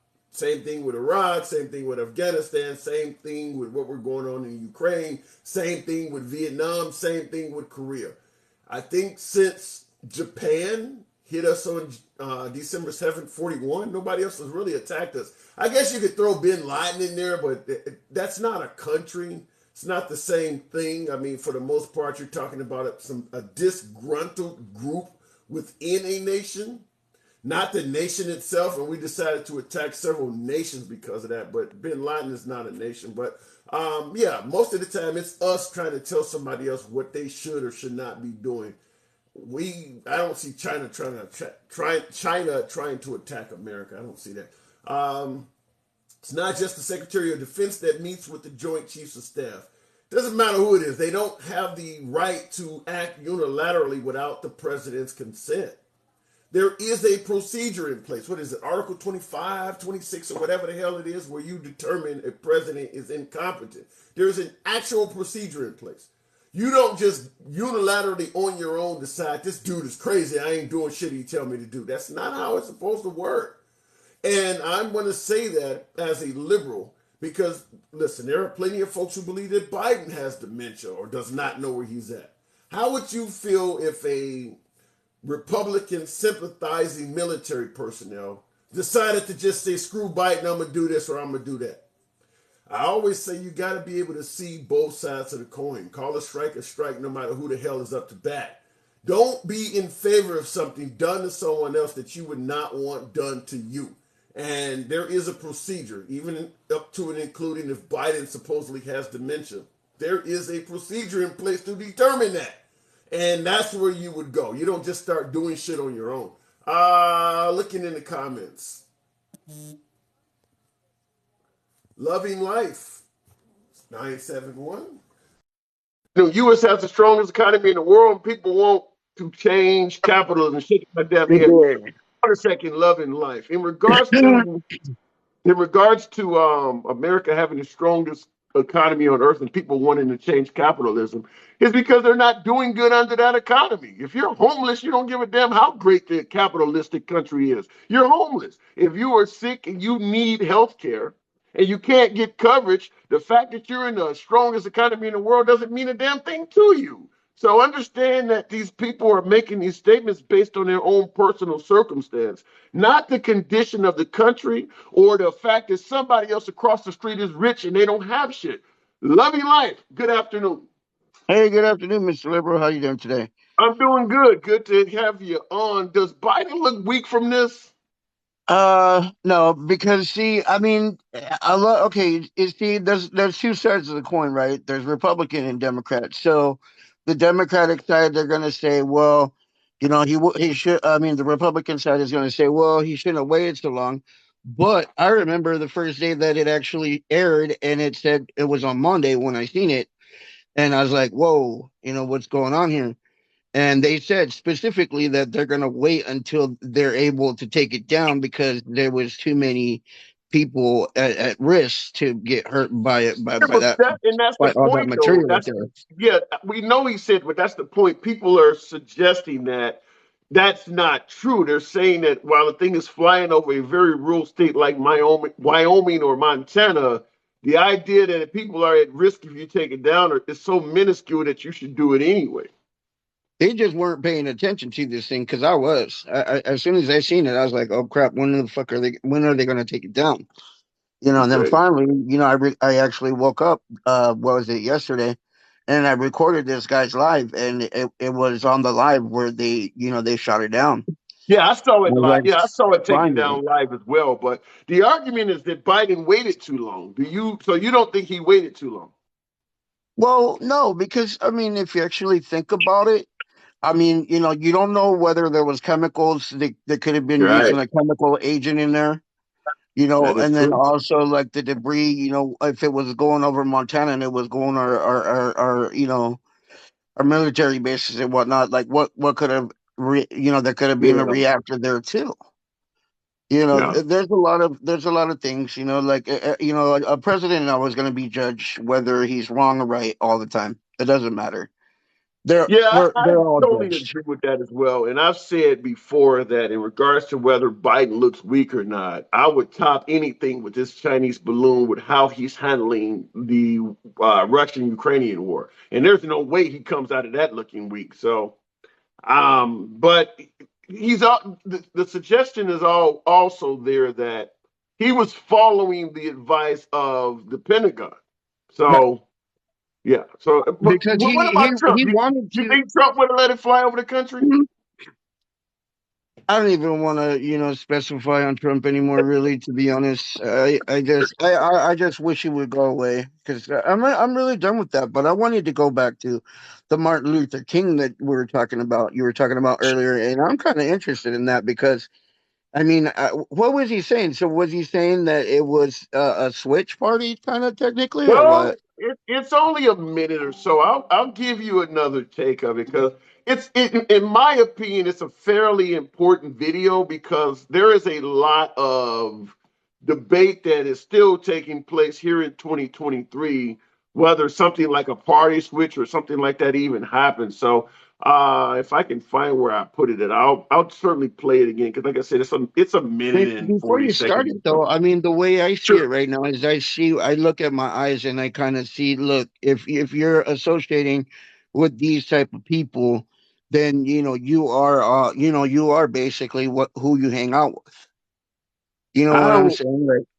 Like for Wait. example, like let's say, how he said, oh, he associated with himself with the Proud Boys, and there's only fairly Who associated themselves with the Proud Boys? Trump. Does he really? He never said that, did he? No, but his whole party associates with them because it's in his party and whatnot. Like he But had. you can't. Yeah, but you can't. You can't. I mean, there's a lot of things amongst the liberal party. I mean, hell, we support the LGBT community. We support trans. I mean, are you going to say that Biden is transgender because he supports that group of people? So I can't go that far with it. Well, I mean, like remember when the guy from the white supremacy party went to go talk to Trump? What was his name? Mr. Fuentes or whatever, Yeah, Nick Nick Fuentes. Fuentes. Yeah, Nick Fuentes. And so, I mean, basically, if he's associating himself with that type of party, I mean, Yeah, walks but like a but dog, talks like if a you're duck, going to must go be with duck. Yeah, but if you're going to go with that, I mean, there is Biden and Senator Byrd. Now, Senator Byrd had gotten his life back on order, but Senator Byrd was a member of the Ku Klux Klan himself, and Biden was associated with him. I mean, if you want to hold people accountable to who they associate with, I Maybe don't they both are. know. Say that again. Maybe they both are. I don't know if I would I know tired of. I it's just mean, maybe they're all in the same they're on the same boat and they're just losing us. It's kind of I don't. Yeah, see, I don't want to stretch it that far. If you're the president right. of the country, there's going to be hundreds of millions of people in your party. I can't pretend like you are a representative of all of them. That you're down with every single thing that they're down with. I don't see it that way. But I'll But go I ahead and mean, let you yeah, go ahead. I mean, just all the racist remarks that he's done throughout his Trump's history, though. That's why I just kind of put two and two together. I mean, you Yeah, know, no, I do agree that President Trump has a lot of racially suspicious comments in his past. Yeah, that part I totally agree with. I think he's did some things that would certainly make me question, would make me go up against anybody who says, well, no, he's flat out not racist. Then there's a lot of things that would need to be explained that Trump has done. So that part I do agree with you on, but nevertheless, like I said, Biden has things in his past like that as well. right? But I'll go ahead and give you the clip that you were talking about. Yeah. Speak during a Sunday service at the Ebenezer Baptist Church in Atlanta, where Reverend Martin Luther King was once a pastor. King appeared on Face the Nation in May of 1964 when he was working along with President Johnson to get the Civil Rights Act passed. Dr. King, in light of recent statements of Senator Barry Goldwater and, in some cases, Richard Nixon, do you think there is a real danger of the Republican Party becoming the white man's party in this country? I think this is a real danger, and I've talked with some Negro Republicans who are very concerned about this. I see trends and developments which will reveal that unless the liberals of the Republican Party take play a much more decisive role in leadership positions, this will become a white man's party. And I think this would be tragic for the Republican Party as well as tragic for the nation. And as we know, there's virtually no liberals remaining in the Republican Party. So he's Yeah, no, basically saying, yeah, if liberals don't rise up, the party's going to turn into a white man's party. And we know which where would be the liberals are now Republican war located. one They're in two. Yep. Democrats. Yeah. So I Yeah, no, think I to see that. me, based on the words of Martin Luther King there's no denying a party switch took place. I mean, he's literally laying out the blueprint for it to happen Mhm. ahead of it actually happening. I mean, he's saying that while he is actually a Republican. So clearly it was going to happen. Yeah, because Martin Luther King was a Republican, but he's starting to see that the party was changing to. Yeah. I mean, the Democrat. Yeah, the Democratic Party was switching to Republican side. Yeah. So Yeah. To yeah, he laid me, out the whole. that is about to me, that is about as much of a smoking gun as you could ever present. But there are people in the comments right now, for instance, still saying there's no party switch. Which, listen, if you don't want to believe the sky is blue, no one's going to be able to tell you otherwise. That is fine. But there is nothing more clear than what that man is saying while he is actually Yeah, a Republican. He is a Republican at the time of making that statement, talking about we need the liberals to come forward to prevent this party from yeah. becoming a white man's party. So I don't think there's any more of a smoking gun in that. But I got to move it on, man. Appreciate you in here. All right, Mr. Liberal. Have a great day. Thank you. Hey, you too. You too. Comments. Yeah, and I see your Joxy Boxer. In regards to your comment that no switch took place, all right, that's fine. I mean, like I said, if stuff like that does not make you think otherwise, it is what it is. There's nothing I can argue. No point, no other point I can make. But before I had ever encountered that video, I often bring up that the Democrats were the party of slavery long before Martin Luther King. The Democrats were the party of the Confederate South, the party of slavery. And when you look at who supports the Confederate flag today, that is another clear-cut sign that something significant happened.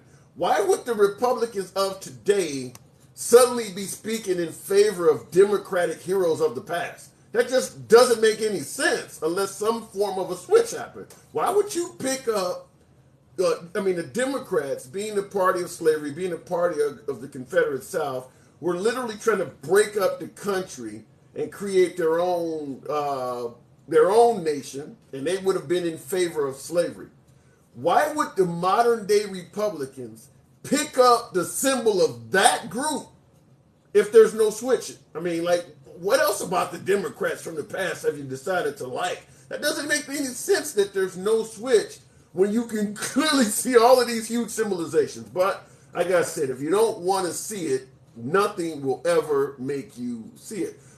Joby, friend of the... Hey. Good afternoon, Joby. What's up, man? How you been? I've been good, We're talking about Biden and this balloon. Does he come across as looking weak to you? No. Reason being, you can't just sign an executive order to fire a missile over U.S. airspace.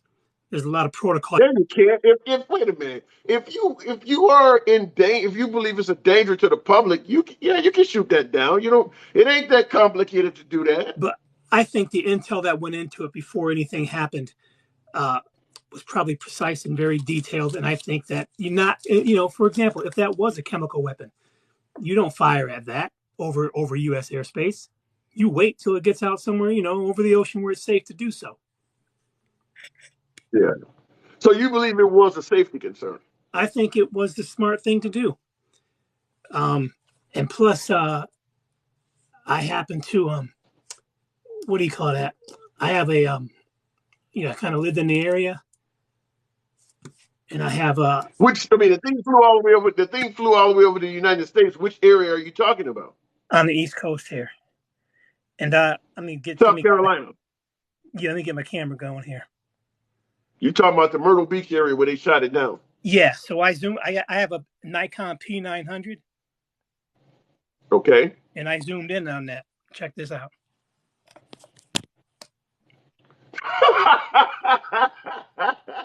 That's what it was, people. Y'all worried for nothing. You're talking about the Trump baby blimp that flew over London? Is that high balloon?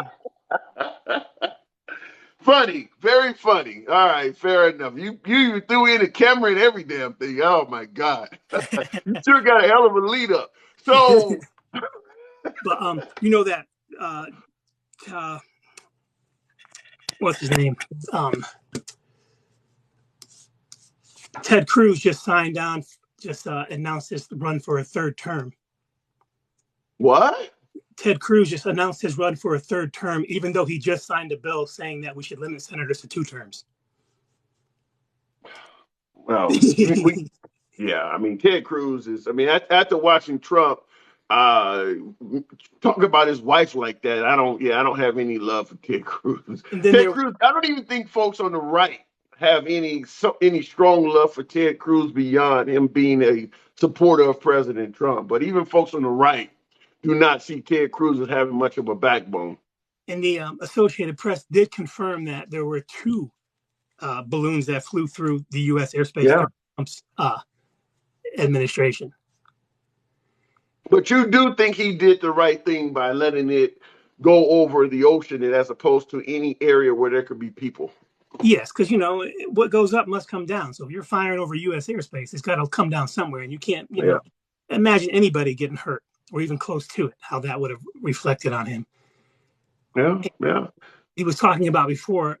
I do believe that the Democratic Party did switch. I think they evolved because, as you were saying right now, there's no white supremacist or anybody associated with that backing the Democratic Party. They're all backing GOP parties. I won't say that there are not some Karens or some wealthy elite folks that look down on black people that are not Democrat. I do believe we have some of that in our party, but the open aggressive white supremacists, yeah, they do tend to be more right-wing extremists. I mean, when you think about what being a right-wing extremist is versus a left-wing extremist, yeah, you're going to have the racism is going to be on the side of the right. I mean, we got plenty of extreme left-wing countries out there, like Denmark and places where you can literally do any damn thing, smoke drugs, prostitutes, whatever. And you got far-right countries out there, like Afghanistan and Iran, where you have to toe one religion, for the most part, one sort of way. So it should be clear if you go either too far to the right or too far to the left, where the racism is going to lie. It's going to be on the right side of the fence. Right. Look, I don't see any Democrats waving like you said, the Confederate flag anywhere. That's strictly. Yeah. And I talking about. I don't understand how folks would suggest. By the way, real quick, is my background reverse or it's reversed forward? Here?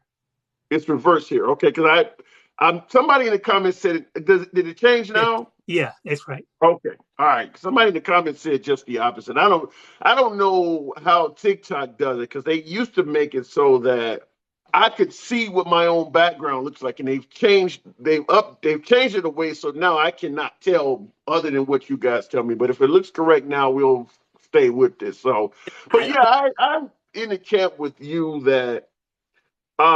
If the Pentagon advises, because the president, Biden doesn't have any serious military background, certainly not of modern day standards. If the Pentagon says this is the best thing to do, you probably should listen to the Pentagon. Exactly. Yeah. And I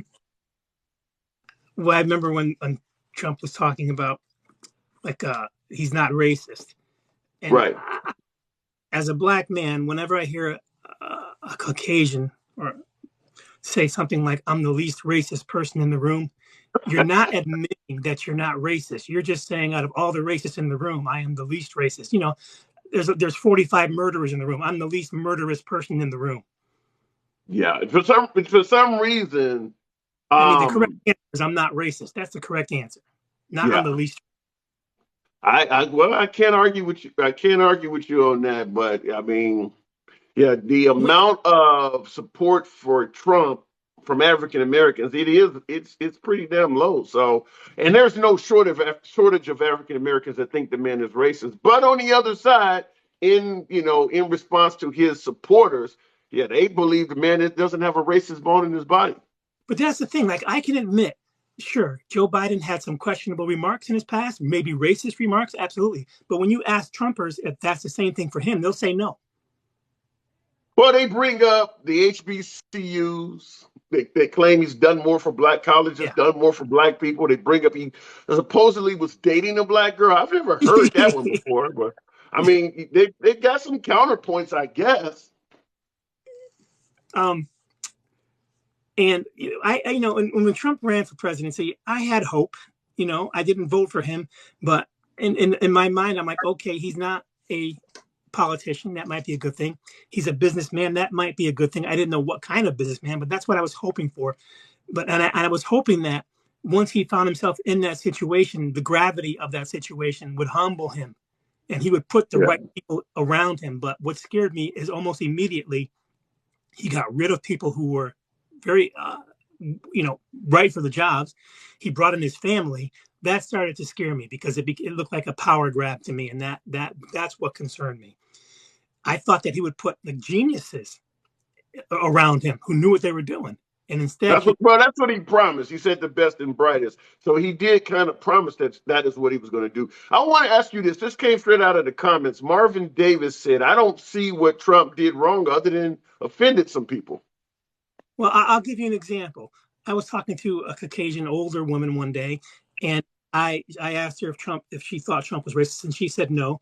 And I showed her that video of Trump that he retweeted when he was on Twitter in June of 2020. He retweeted that gentleman in the golf cart in Florida yelling. Yeah, the white power video. Yeah, I showed her that on several different networks, so it wasn't coming from anything she didn't like. And her response was, "Well, you just don't understand his sense of humor." So I stopped her there, and I'm like, "Okay, let's go from there. You tell me what is so funny about that, and where the humor about that." And she shut me down, threw me out. Yeah, well, yeah, there's not a lot of comeback today. Yeah, I've had that debate with folks on the channel as well that often point to where you don't like the. I had somebody on here a couple of days ago. One of the callers suggested that Trump talked about during the pandemic of injecting bleach or something, and one of the follow-up callers said that he was only saying that as a joke. And my response was similar to what you're talking about. Why would you make a joke during the pandemic? Now, obviously, it wasn't a joke, but just in regards to the caller, I was saying, why would anybody decide during the middle of updating America when people were supposedly dying all over the damn place? Right now is a time to go into comedy. It didn't make any sense at all. This is not the time while you're advising people who are dying all over the damn place of an unknown virus to crack a joke.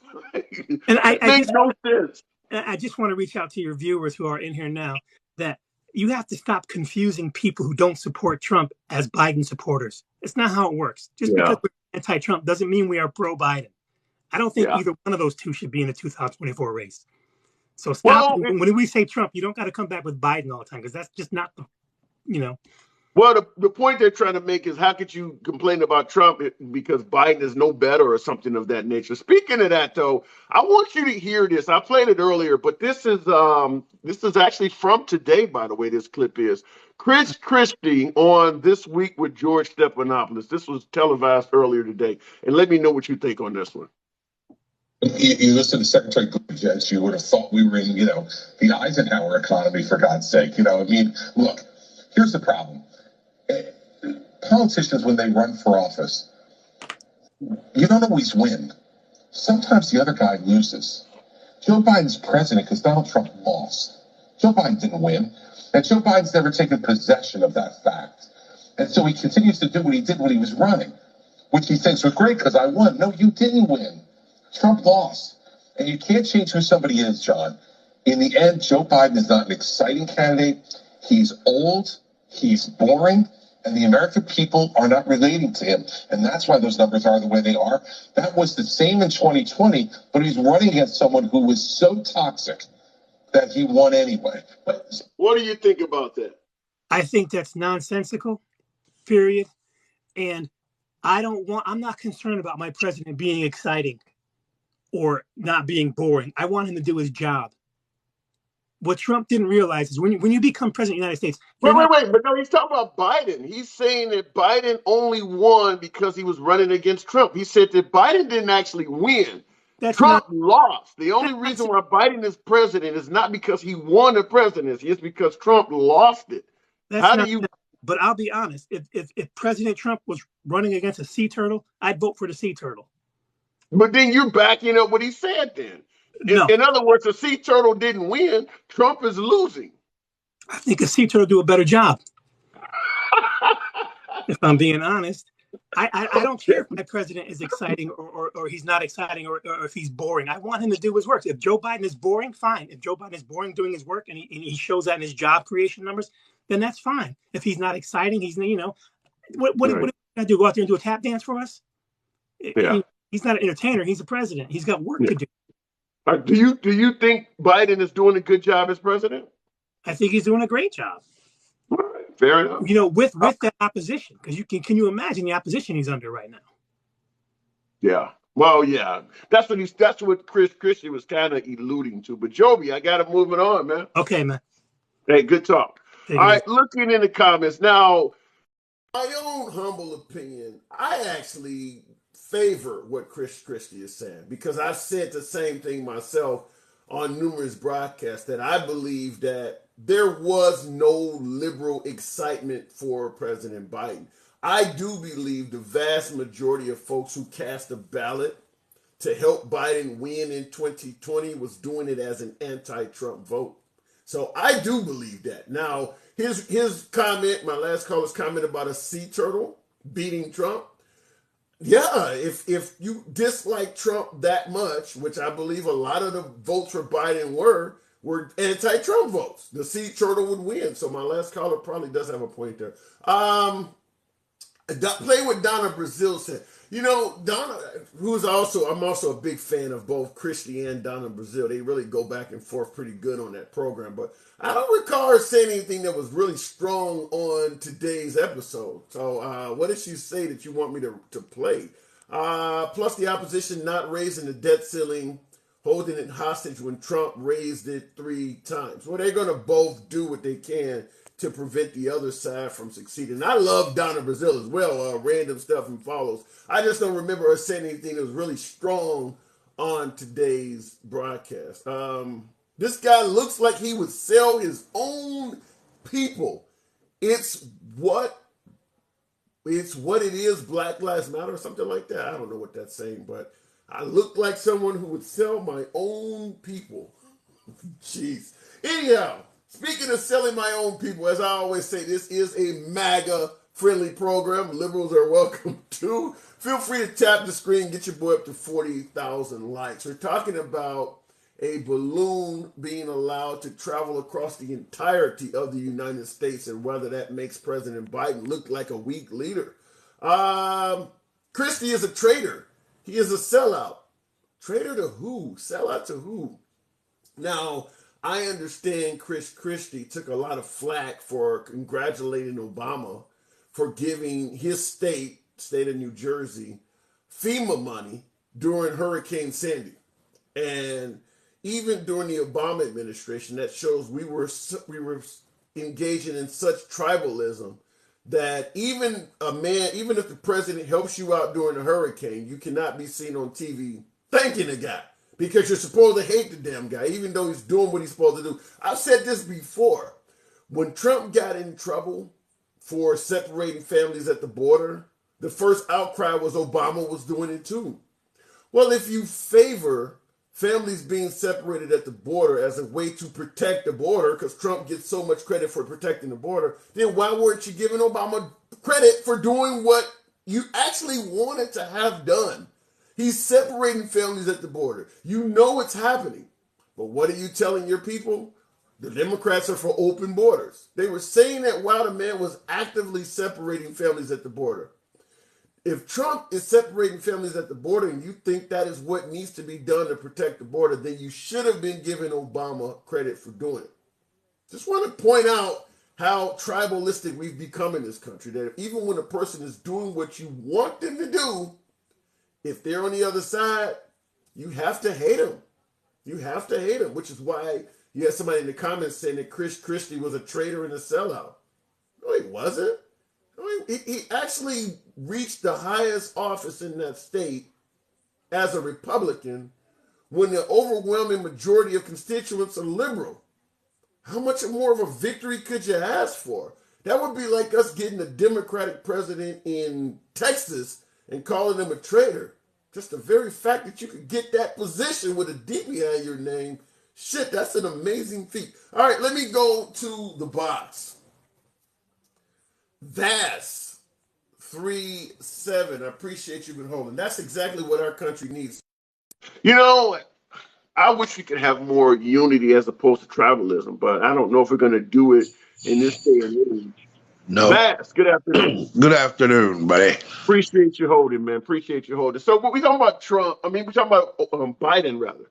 Does Biden look like a weak leader with this balloon going all the way across the country, not shooting it down until it's done? I think like you were saying, earlier, like would no president allow this balloon to, be? I don't think no president we've ever had would just allow this. I don't think Trump allowed it. I think that might be until they show it. I don't think nobody that knows that something comes from another country and you're the president of the United States that you're just going to allow that to happen. I don't think no president would. That's. So what are you saying? He should have shot it down? Yes. And Okay, that's what I'm saying. yes, So yes, and because that's he what, didn't, yes. But so you said because he earlier, did not shoot it down. So you're saying he should have, and because he did not, does that make him look weak?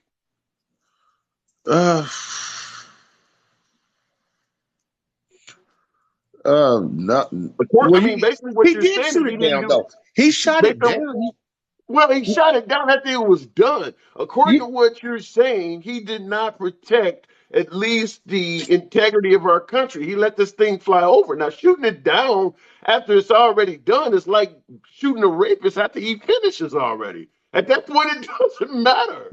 but like you said though, you have to weigh in. Like, where's it going to land when we shoot it down? What's it going to fall on? What's this thing is not just a balloon; it's a very big balloon with Yeah. things attached to it.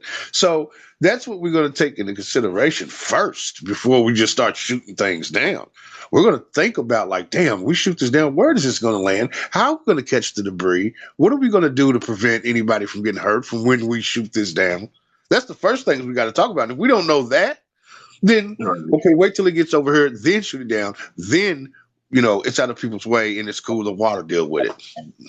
Well, Let the Atlanteans deal with it. Yeah, I think the problem is people are not buying the argument that you were trying to protect. He was trying to protect human lives because too many folks know the vast openness of Wyoming, Montana, Idaho. These states have no population for hundreds of miles in a lot of areas. And that can be true, but at the same time, if one does, then what? What Yeah, do you say then?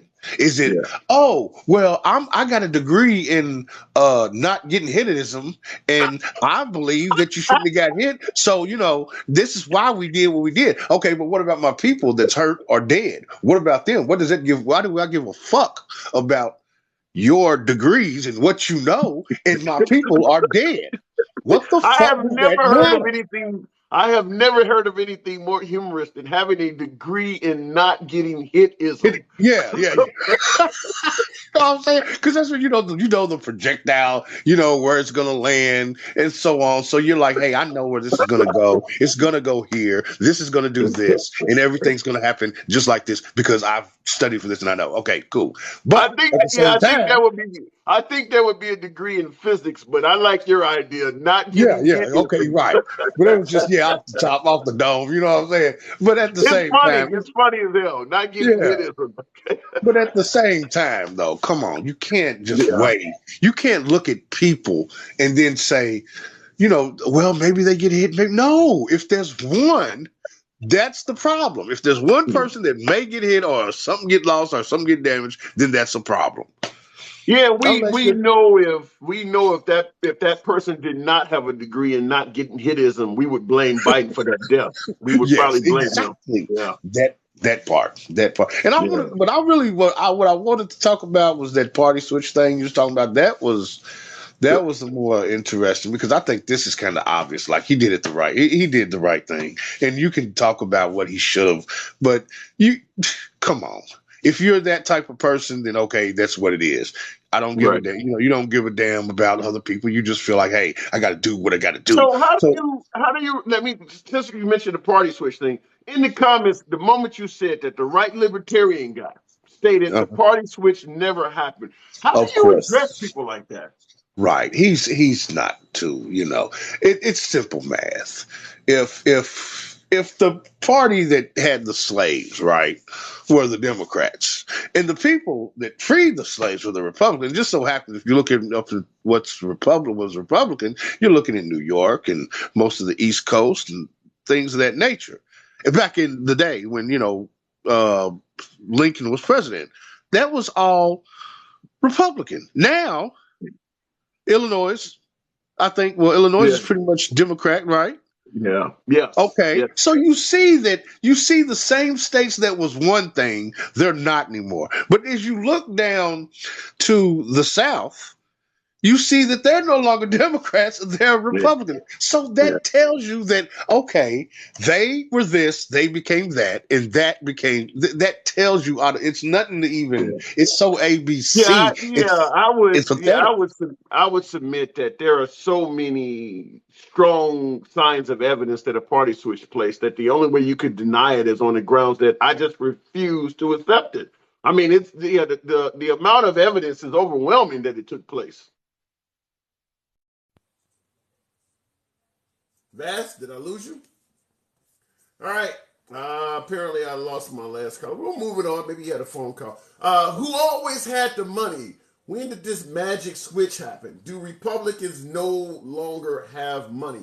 I don't think it's a money play. I don't know if you just came in, but I was playing a recording from Martin Luther King a little bit ago, and in my opinion, his description of what was taking place in the Republican Party is probably the strongest evidence of a party switch happening, because he said it. What he said was said by him while he was actively a Republican. Martin Luther King was a Republican, and there he is warning of the switch. And like I said, it is, if you refuse to accept what MLK himself said, then yeah, it's just a matter of, it's one of those deals where I'm not going to accept a party switch no matter what evidence is presented. That's the way I look at it. But what can you say? But I'll let you hear it again. Atlanta, where Reverend Martin Luther King was once a pastor. King appeared on Face the Nation in May of 1964 when he was working along with President Johnson to get the Civil Rights Act passed. Dr. King, in light of recent statements of Senator Barry Goldwater and, in some cases, Richard Nixon, do you think there is a real danger of the Republican Party becoming the white man's party in this country? Now, there is the civil rights leader in America, the premier civil rights leader in America, being asked, do you believe the Republican Party, the party that you are a part of, is in danger of becoming a white man's party? And here's his response. I think this is a real danger, and I've talked with some Negro Republicans who are very concerned about this. I see trends and developments which will reveal that unless the liberals of the Republican Party take play a much more decisive role in leadership positions, this will become a white man's party. And I think this would be tragic for the Republican Party as well as tragic for the nation. And as you know, there are virtually no liberals in the Republican Party at this point. But there is him suggesting that if liberals do not step up, the Republican Party is in danger of becoming a white man's party. There's no liberals associated with the Republican Party at this point. So if you don't see that as evidence of a party switch, then you just don't want to see it. This is a black Republican. He is in the Republican Party warning folks of what is happening to the party. So not only are we talking about a switch, we're actually able to go into a time machine and go right back before it happened and hear someone as prominent as MLK describing it literally play by play. So, yeah, if you don't want to hear that, yeah, and I agree with what Linda said in the comments. You know, handsome, you're wrong. History is a lie. Yeah, it's a sarcastically an accurate statement that, you know, this is not me opening up a book. This is not me giving you some biased news source. You're literally watching the words of one of the most well-known Republicans in American history telling you the switch is about to happen. It does not get any more clear than the smoking gun like that. I'm not presenting something to you from CNN or MSNBC or some woke author. I'm giving you Martin Luther King with the words coming out of his damn mouth. Literally giving you a play-by-play description of what is happening to the Republican Party during the Civil Rights era. And the response is, well, that did not happen. Okay, then he's just making it all up, I guess. Then my question would be, what did he see at that time that made him feel that way? Leah 1964. Yeah, that's a good question. I don't know what he saw to make him feel that way other than a bunch of disgruntled Republicans probably telling their leadership, why the hell are you working with this guy? No different than if Al Sharpton comes to town, took him to, protest a Confederate flag or something like that. And if people in the town start working with Al Sharpton, other members in their town say, why the hell are you working with this dude? Very similar to many other cases. Like I just mentioned a minute ago, Chris Christie, for instance, during Hurricane Sandy, President Obama allocated FEMA funds for residents in New Jersey that were harmed by the hurricane. There were Republicans pissed off at Chris Christie. Why are you working with this dude? Meaning Obama. That's what he saw. He saw people in his own party getting pissed off that they were actually entertaining the notion of giving black civil rights. That's what he saw to lead him to think that this party is turning into a white man's party. Because angry white men were making moves back then. All right, anyway, looking in the comments. White people with racial tendencies started only voting Republican, period. Thus they switched. He definitely seems to be warning us of it. I don't like I said, you can deny the party switch. If you want to deny something, there's no way you're going to be convinced otherwise. But in my opinion, it doesn't get any more of a smoking gun than this. And by the way, I'm often shocked at how many people have never seen this video, have never heard of this. In the comments, by way of yes or no, how many of you have seen this before? How many of you have heard about this before? By way of yes or no. I am white. They are not for blacks, period. Fair enough. It definitely was a switch. It's amazing how many people say it wasn't a switch. And that is why it is important to teach history accurately.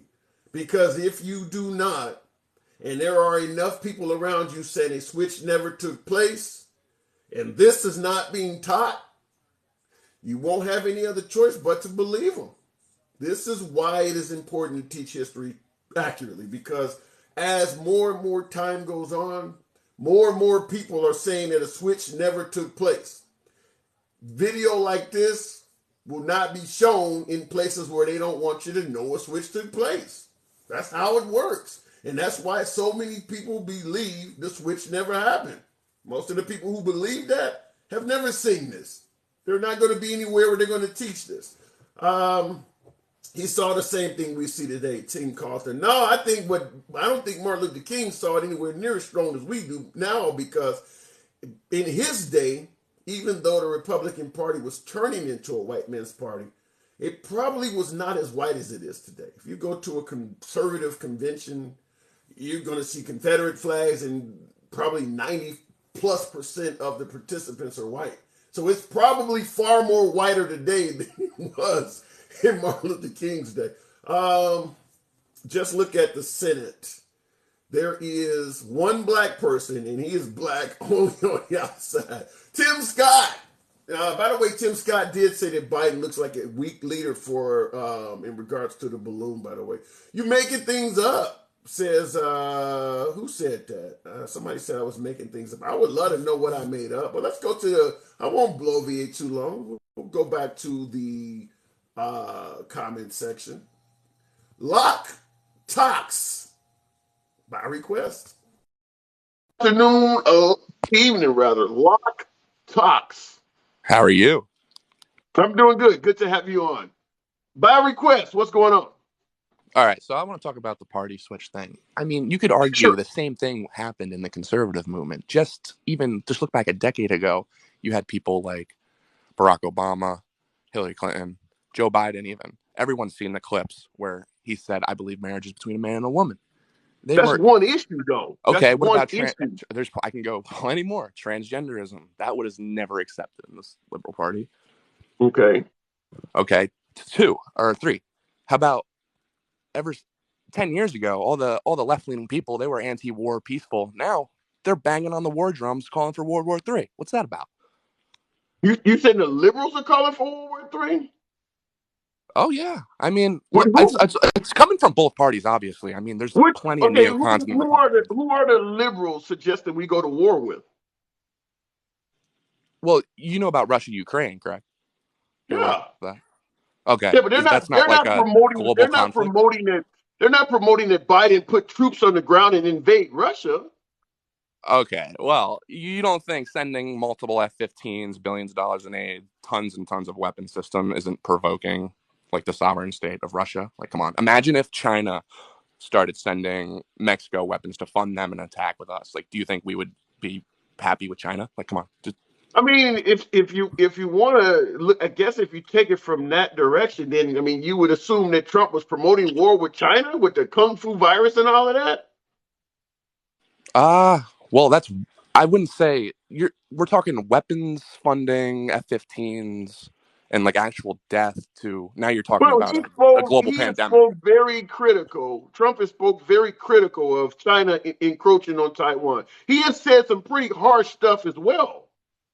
Yeah, I mean, Trump's not perfect, and I'm not even here to champion Trump. I mean, Okay. No, obviously. I'm just simply saying that when you talk, if you simply use rhetoric or giving someone arms as promoting war with a World War III, as you put it, then I would say that probably every president in our lifetime has done that.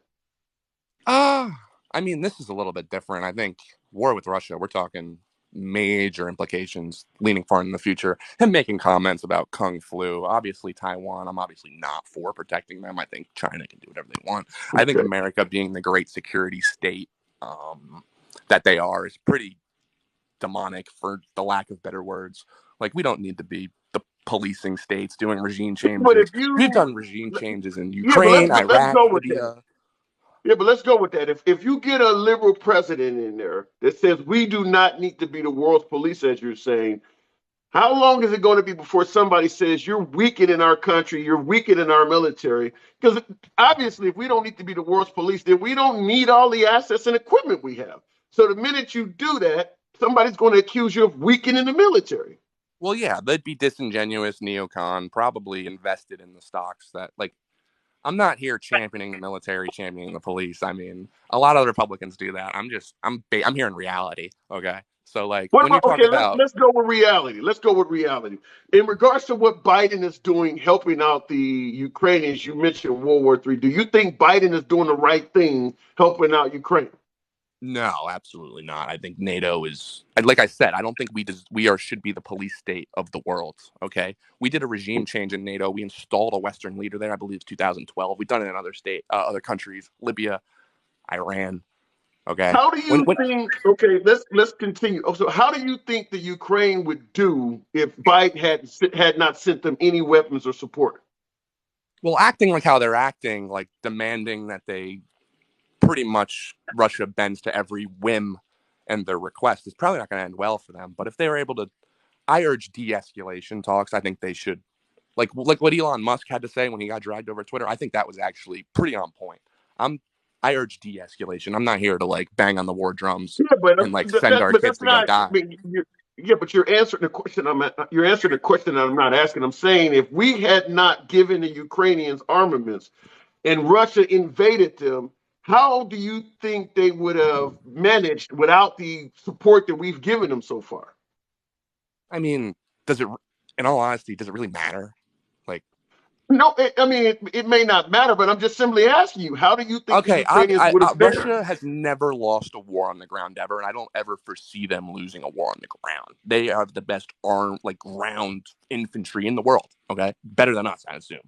Okay. They're not going to lose a war on the ground. They never have. They never will. It's pretty obvious what's going to happen. But I think Ukraine would be a lot more. Win. Yeah, but they didn't win the war with Afghanistan in the 1980s. You're saying they don't lose a war. They didn't win Afghanistan. That wasn't on their ground. They had to move troops in Russia, like a ground war with ground infantry in their home. Like they're not losing that. Okay. Sorry. All right. So, but I'm asking you, they went into the Ukraine. If we had not given the Ukraine weapons and support, do you think the Ukrainians would still be fighting at this point? Well, yeah, I think they would be a lot less. They wouldn't posture as much. They would urge de-escalation. They would want peace treaties. Now you have Zelensky. He's here banging on the war drums. He wants more money every day. He wants more soldiers. He wants Biden to put boots on the ground. So you think without any U.S. support, the Ukrainians would still be in the fight? No, they would. This wouldn't have gone this way. It's not a binary. What would have happened?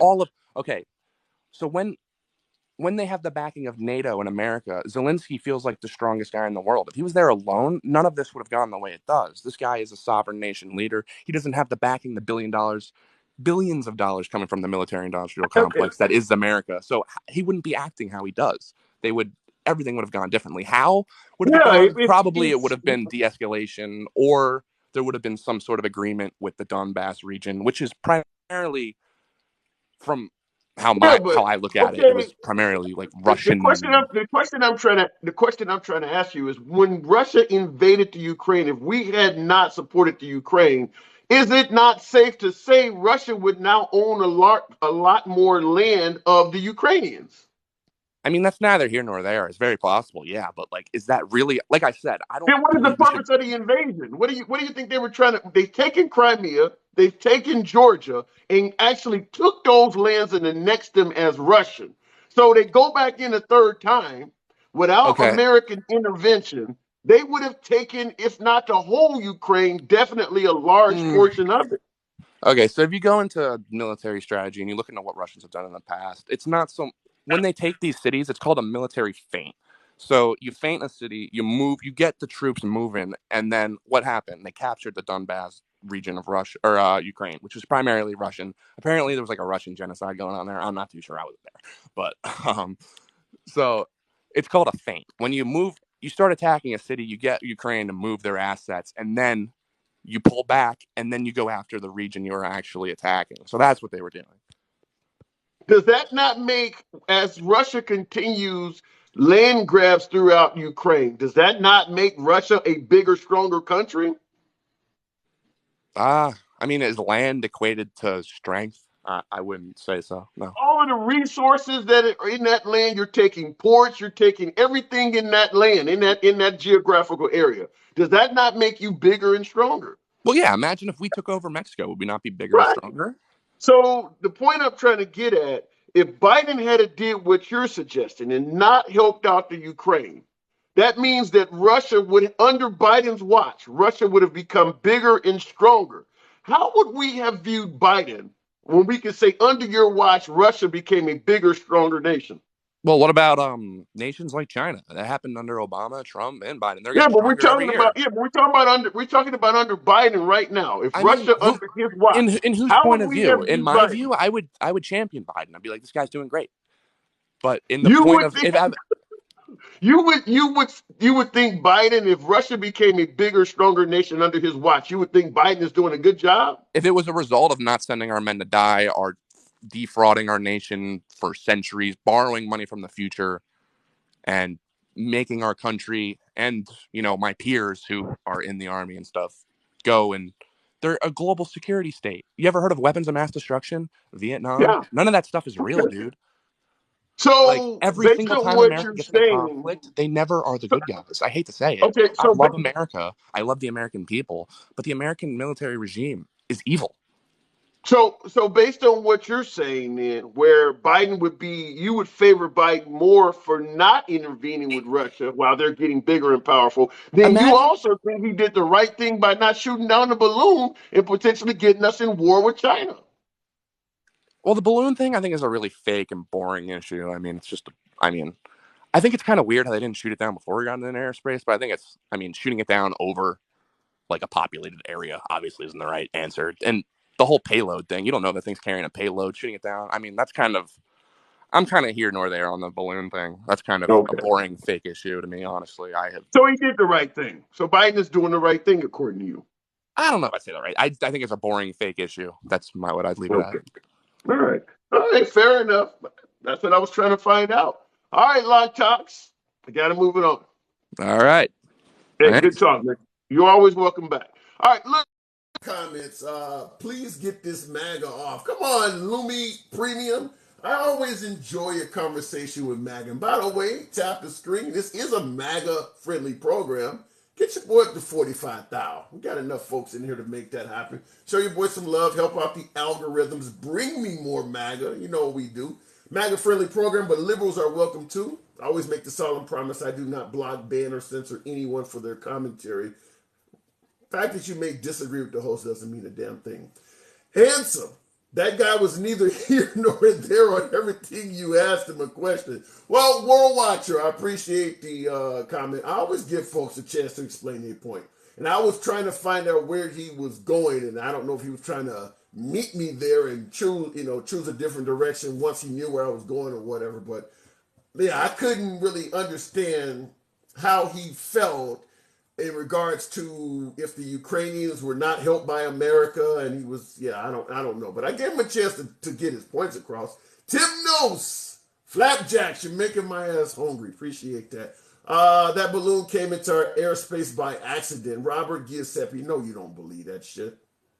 They proved that the balloon could actually be steered.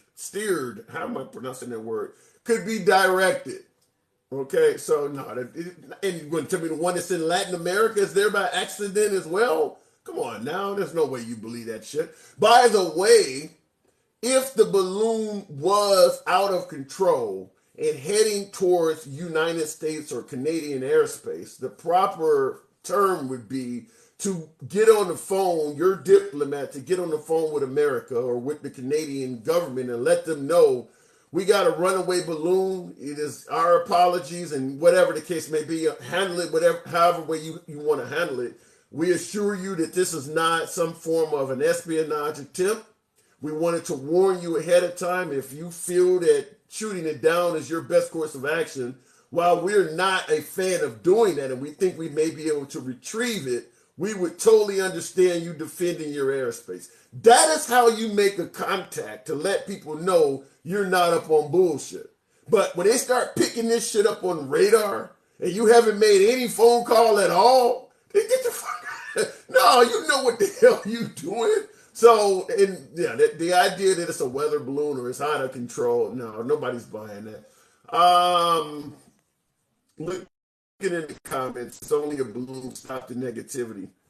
It ain't the balloon we're concerned with. It's the payload that's hanging under it. All the electronic surveillance equipment that's hanging under it. And by the way, who attaches solar panels to a balloon? Come on now. The thing is obviously powered. It's directional. It's got propellers on it. Say what you want, but nobody's buying the argument that it is not a surveillance device. You don't think we knew it was coming before getting it? Yeah, we did. Balloon was a distraction from the news.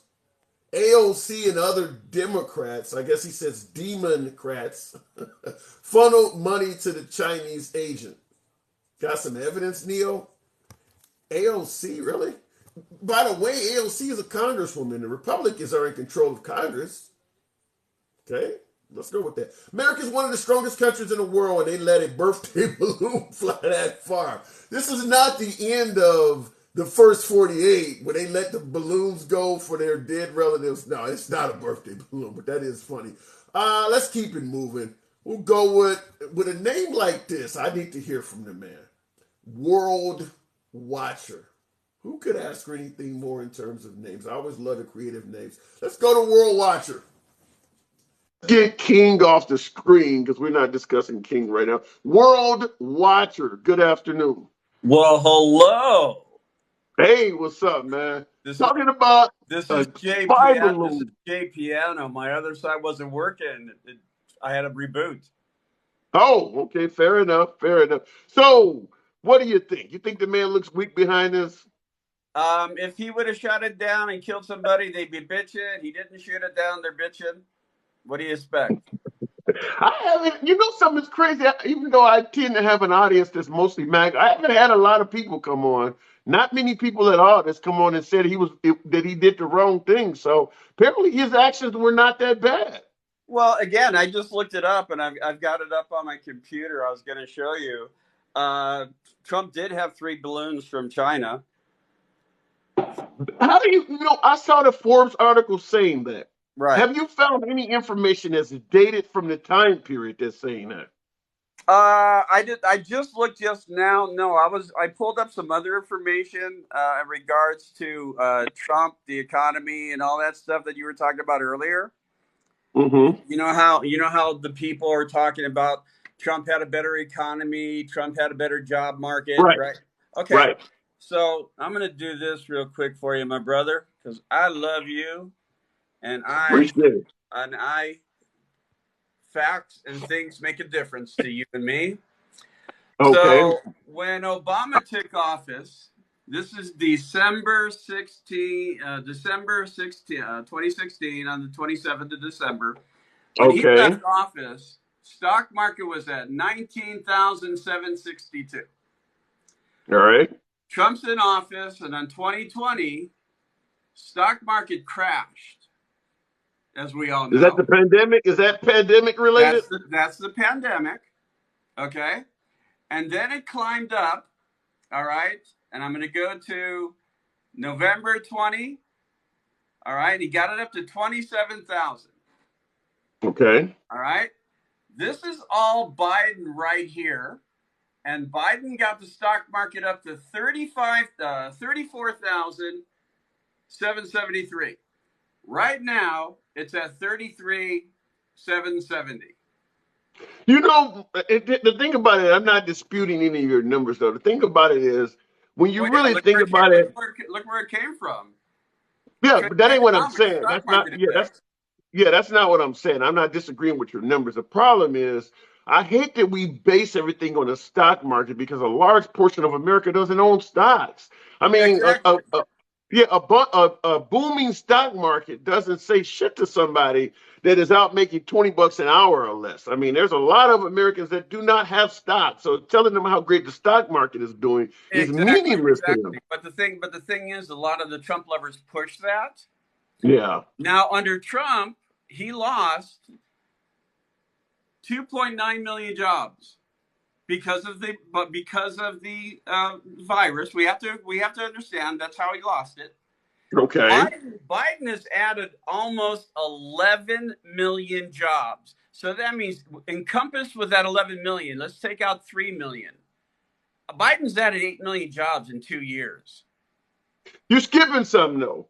Go ahead. Even though you brought up the stock market, you brought up the jobs and the reduced unemployment rate, and Biden's numbers are better than Trump in those areas. The problem is people are paying a fortune for shit, so that the argument that it's global or it's corporate greed is not sinking in to people. I mean, No, it's not. you It's can not. you It's not yeah, sinking in. you can point to all of that stuff, but I got people in my comments right now talking about the cost of eggs is $10 a dozen and shit like that. As Exactly. long as that's out there, the stuff you're pointing out is going to be overridden. Exactly. And that's the thing, is they're not encompassing all the ingredients of why we are paying higher prices. Right now, the gas in my areas, I'm paying $2.65.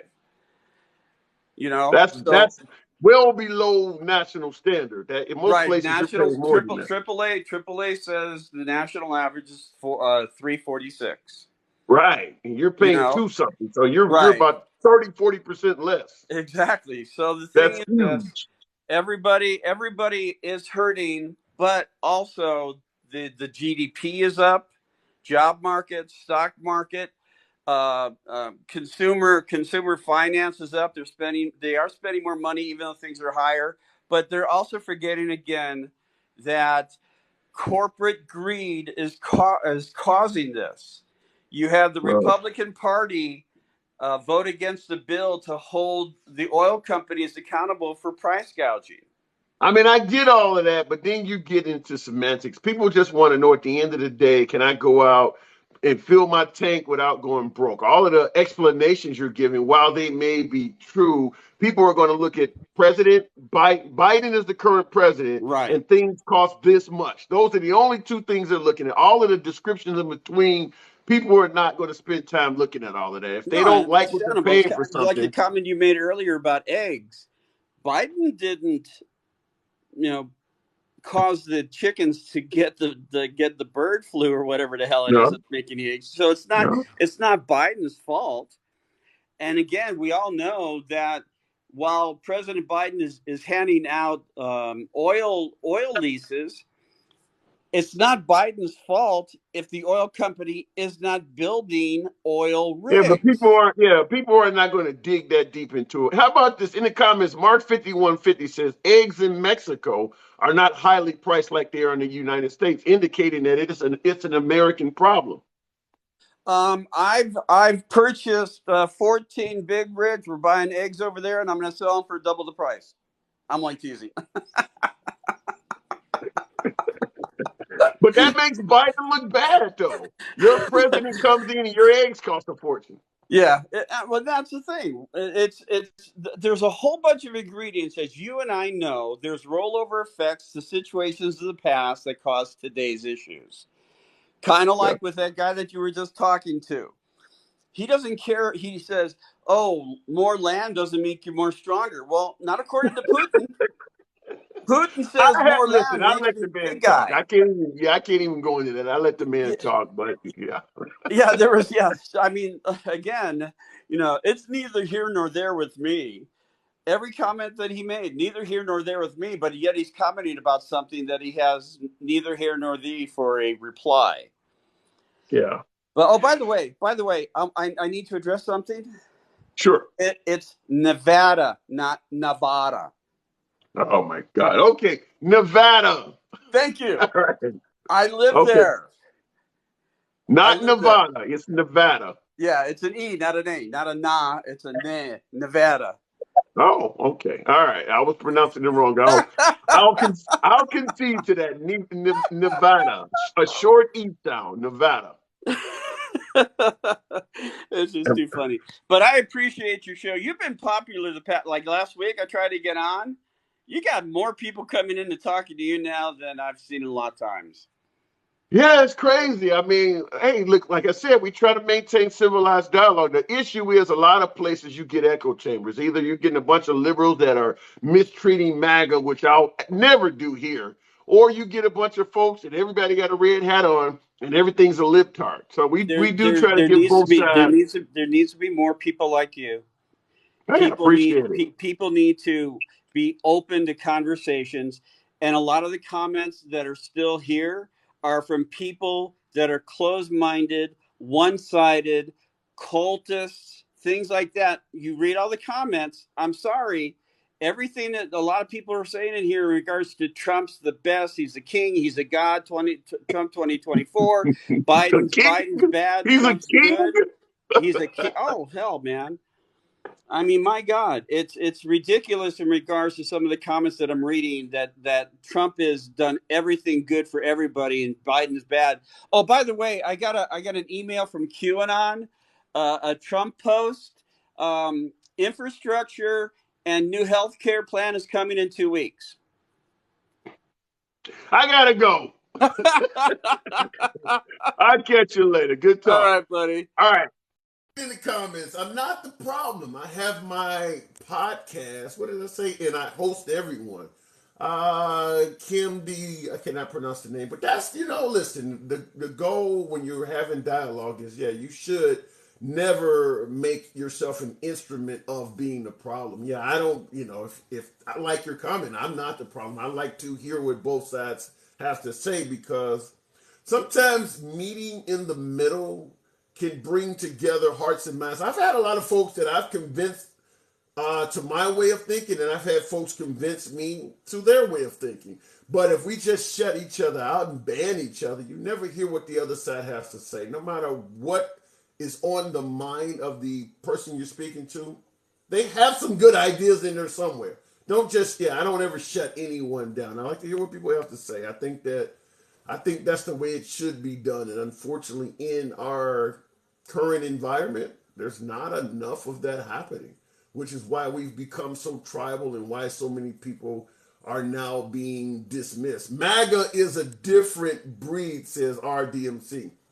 Well, yeah, but because folks are saying that MAGA's cult-like and things like that. Well, when you look at the midterms, it shows that even folks on the right, folks who identify as MAGA, can be swayed, can be cracked to some degree. I mean, Trump is the leading candidate for 2024, but there's no denying he has lost support. He doesn't have anywhere near the support he had in 2016.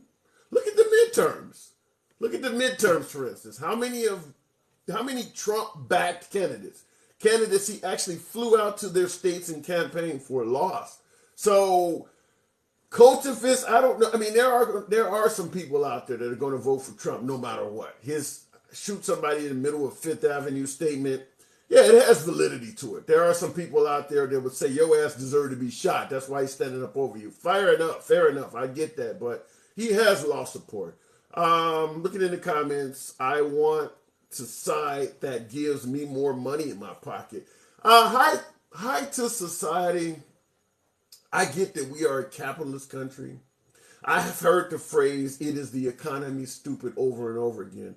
However, this is where the liberal side of me comes out. Everything can't be based just solely on how much money you're making.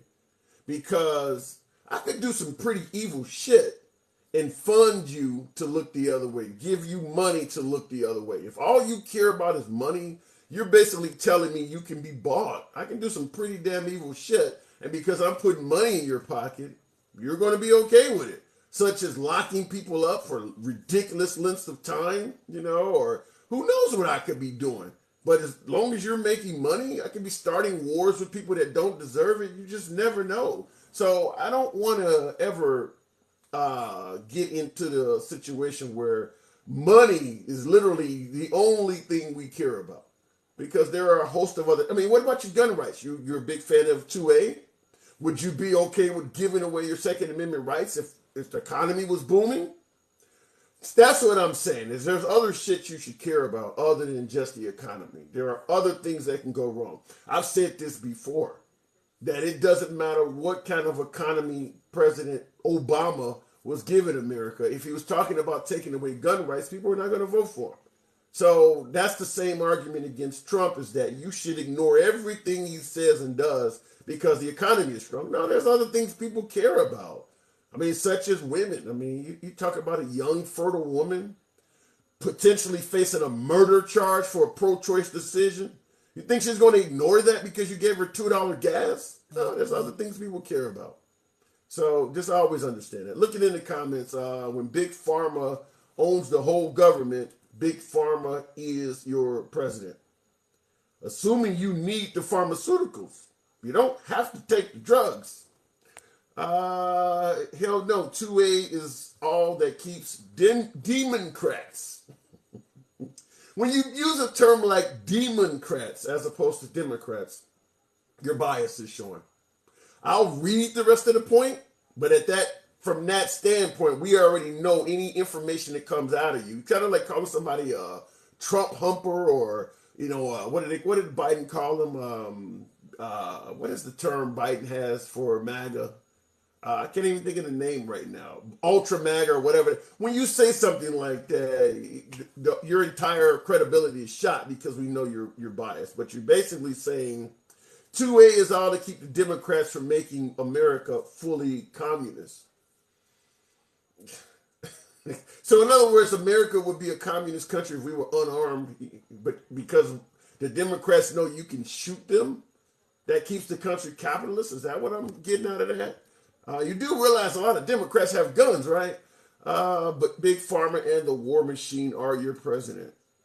What is the war machine?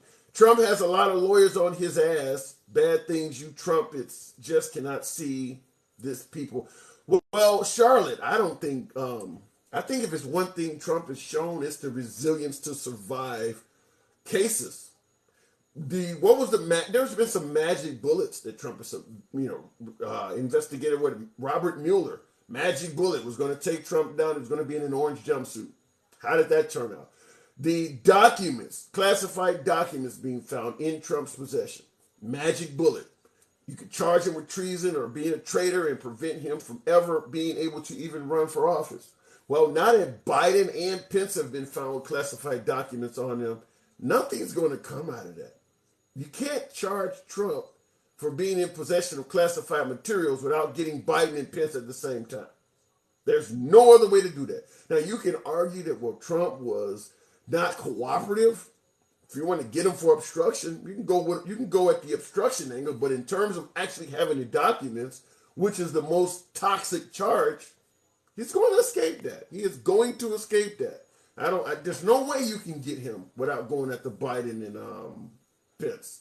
So it is what it is. The obstruction charge alone is meaningless if for somebody like that. That doesn't stop him from running, and nobody on his side of the aisle gives a shit about that. So he will be on the ballot, and nothing will come out of that Merrick Garland's raid on Mar-a-Lago or whatever the case may be. And I'm, as a liberal, I was totally for it when he was the only one in possession of classified documents. He looked wrong as hell.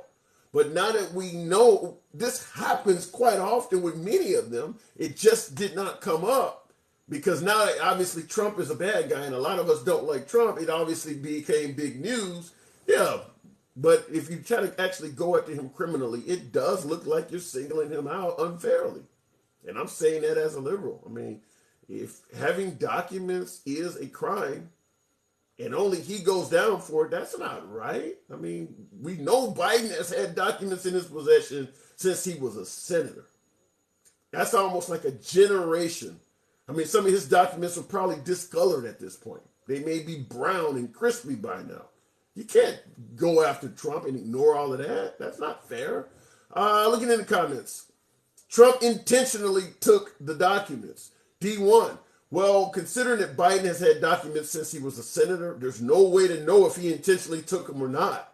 Once again, the only way to make it work is to give Biden the benefit of the doubt and give Trump none of it. That's not fair. Biden has had those documents too damn long to know if he took them intentionally or not at this point. Don't y'all believe that what type of documents and what you intended will matter?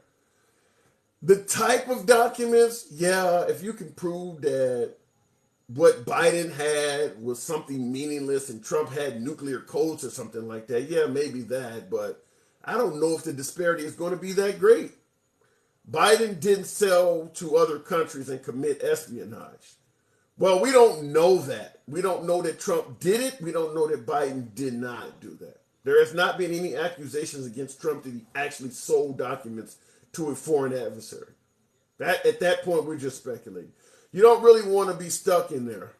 I don't get that one. Caught on the phone trying to cheat in Georgia. Now, that's something strong. Now, that one there, Scott. He's escaped Mueller. I think he will escape Merrick Garland. The case out of Georgia where he's on the phone asking for 11,000 votes, I'm not going to say he won't escape it, but he shouldn't. I mean, he's on the phone doing that one. That one looks bad. But then again, they all look bad in the beginning. They all look bad in the beginning, and he keeps beating them. Same thing with the Stormy Daniels case, where it's looking like he illegally used campaign funds to pay hush money to Stormy Daniels when he publicly stated he didn't even know who the hell Stormy Daniels is.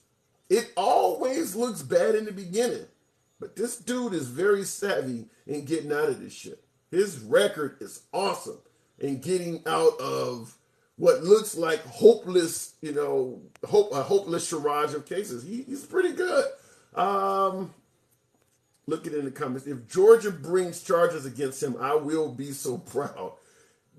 Like I said, find the 11,000 votes.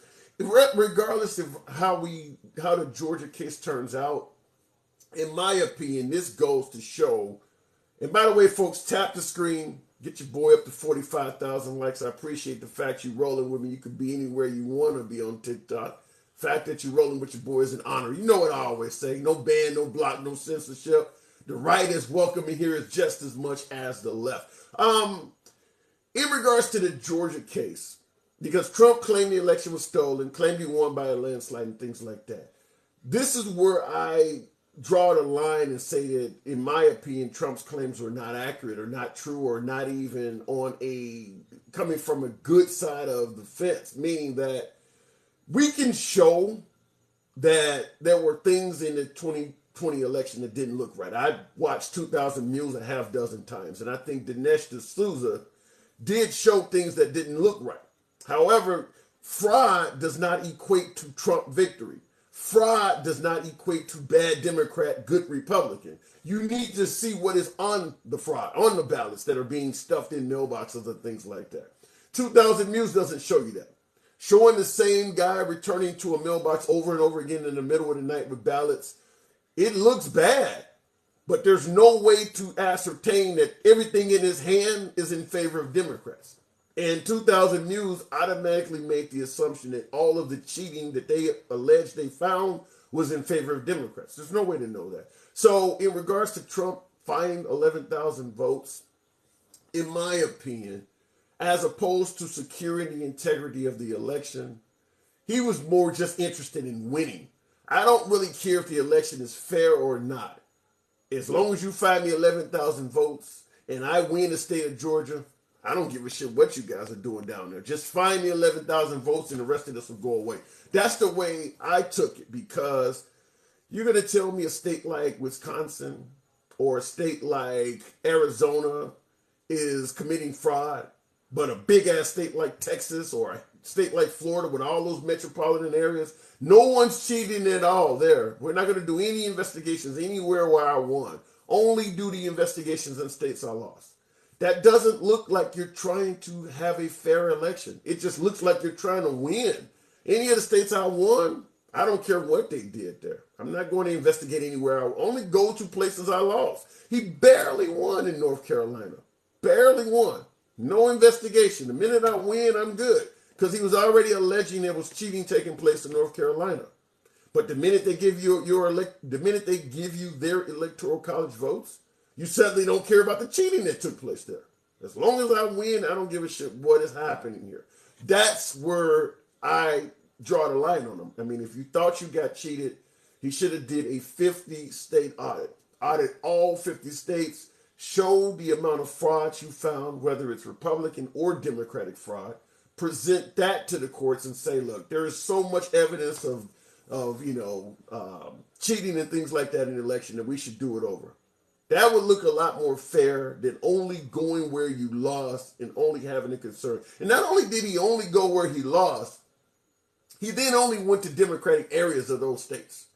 I'm going to go prove fraud in Arizona, but I'm only going to Phoenix. I'm going to go prove fraud in Wisconsin, but I'm only going to Milwaukee. I'm going to prove fraud in Michigan, but I'm only going to hang around the Detroit area. I'm going to do this in Georgia, but we're going to start out around Atlanta. It looks like now you really are just targeting areas that you don't like. I mean, what happened in northern Wisconsin, all that Republican area up there? Any idea what took place in southern Georgia? No, we didn't go down there. We just hung out around Atlanta. So all of that looks suspect. So yeah, and in regards to the comments, Larry Washington, you say do-over 2024 MAGA all the way. You could have probably got a do-over if you had did the first one right. I don't think it would be a hard case to make that there's a hell of a lot of election fraud in a country with 300 and some million people. But you got to do it everywhere. Good example, in the state of Pennsylvania, they made changes to their election process. They suggested COVID was the reason why. Texas sued the state of Pennsylvania on the grounds that the changes they made to the election process were unconstitutional. Texas sued Pennsylvania to have those changes revoked. The governor of Montana, a state that Trump won, was on television suggesting that we made the same changes as Pennsylvania did, and we're not in Trump's lawsuit. Why is that?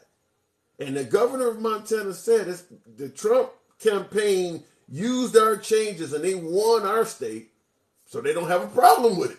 But they didn't win in Pennsylvania, so they're suing them. So that's why it looks like it was a biased attempt to prove election fraud and things like that. Anyhow, folks, as always, appreciate you rolling with your boy. I don't ban, block, or censor anyone for their commentary. However, I do got to get something to eat. Appreciate you rolling with me. You could be anywhere on this damn social media app. The fact that you're here with your boy is always an honor. Until the next time, I'll catch you guys later. It's your boy Tim, the handsome liberal. I'm out.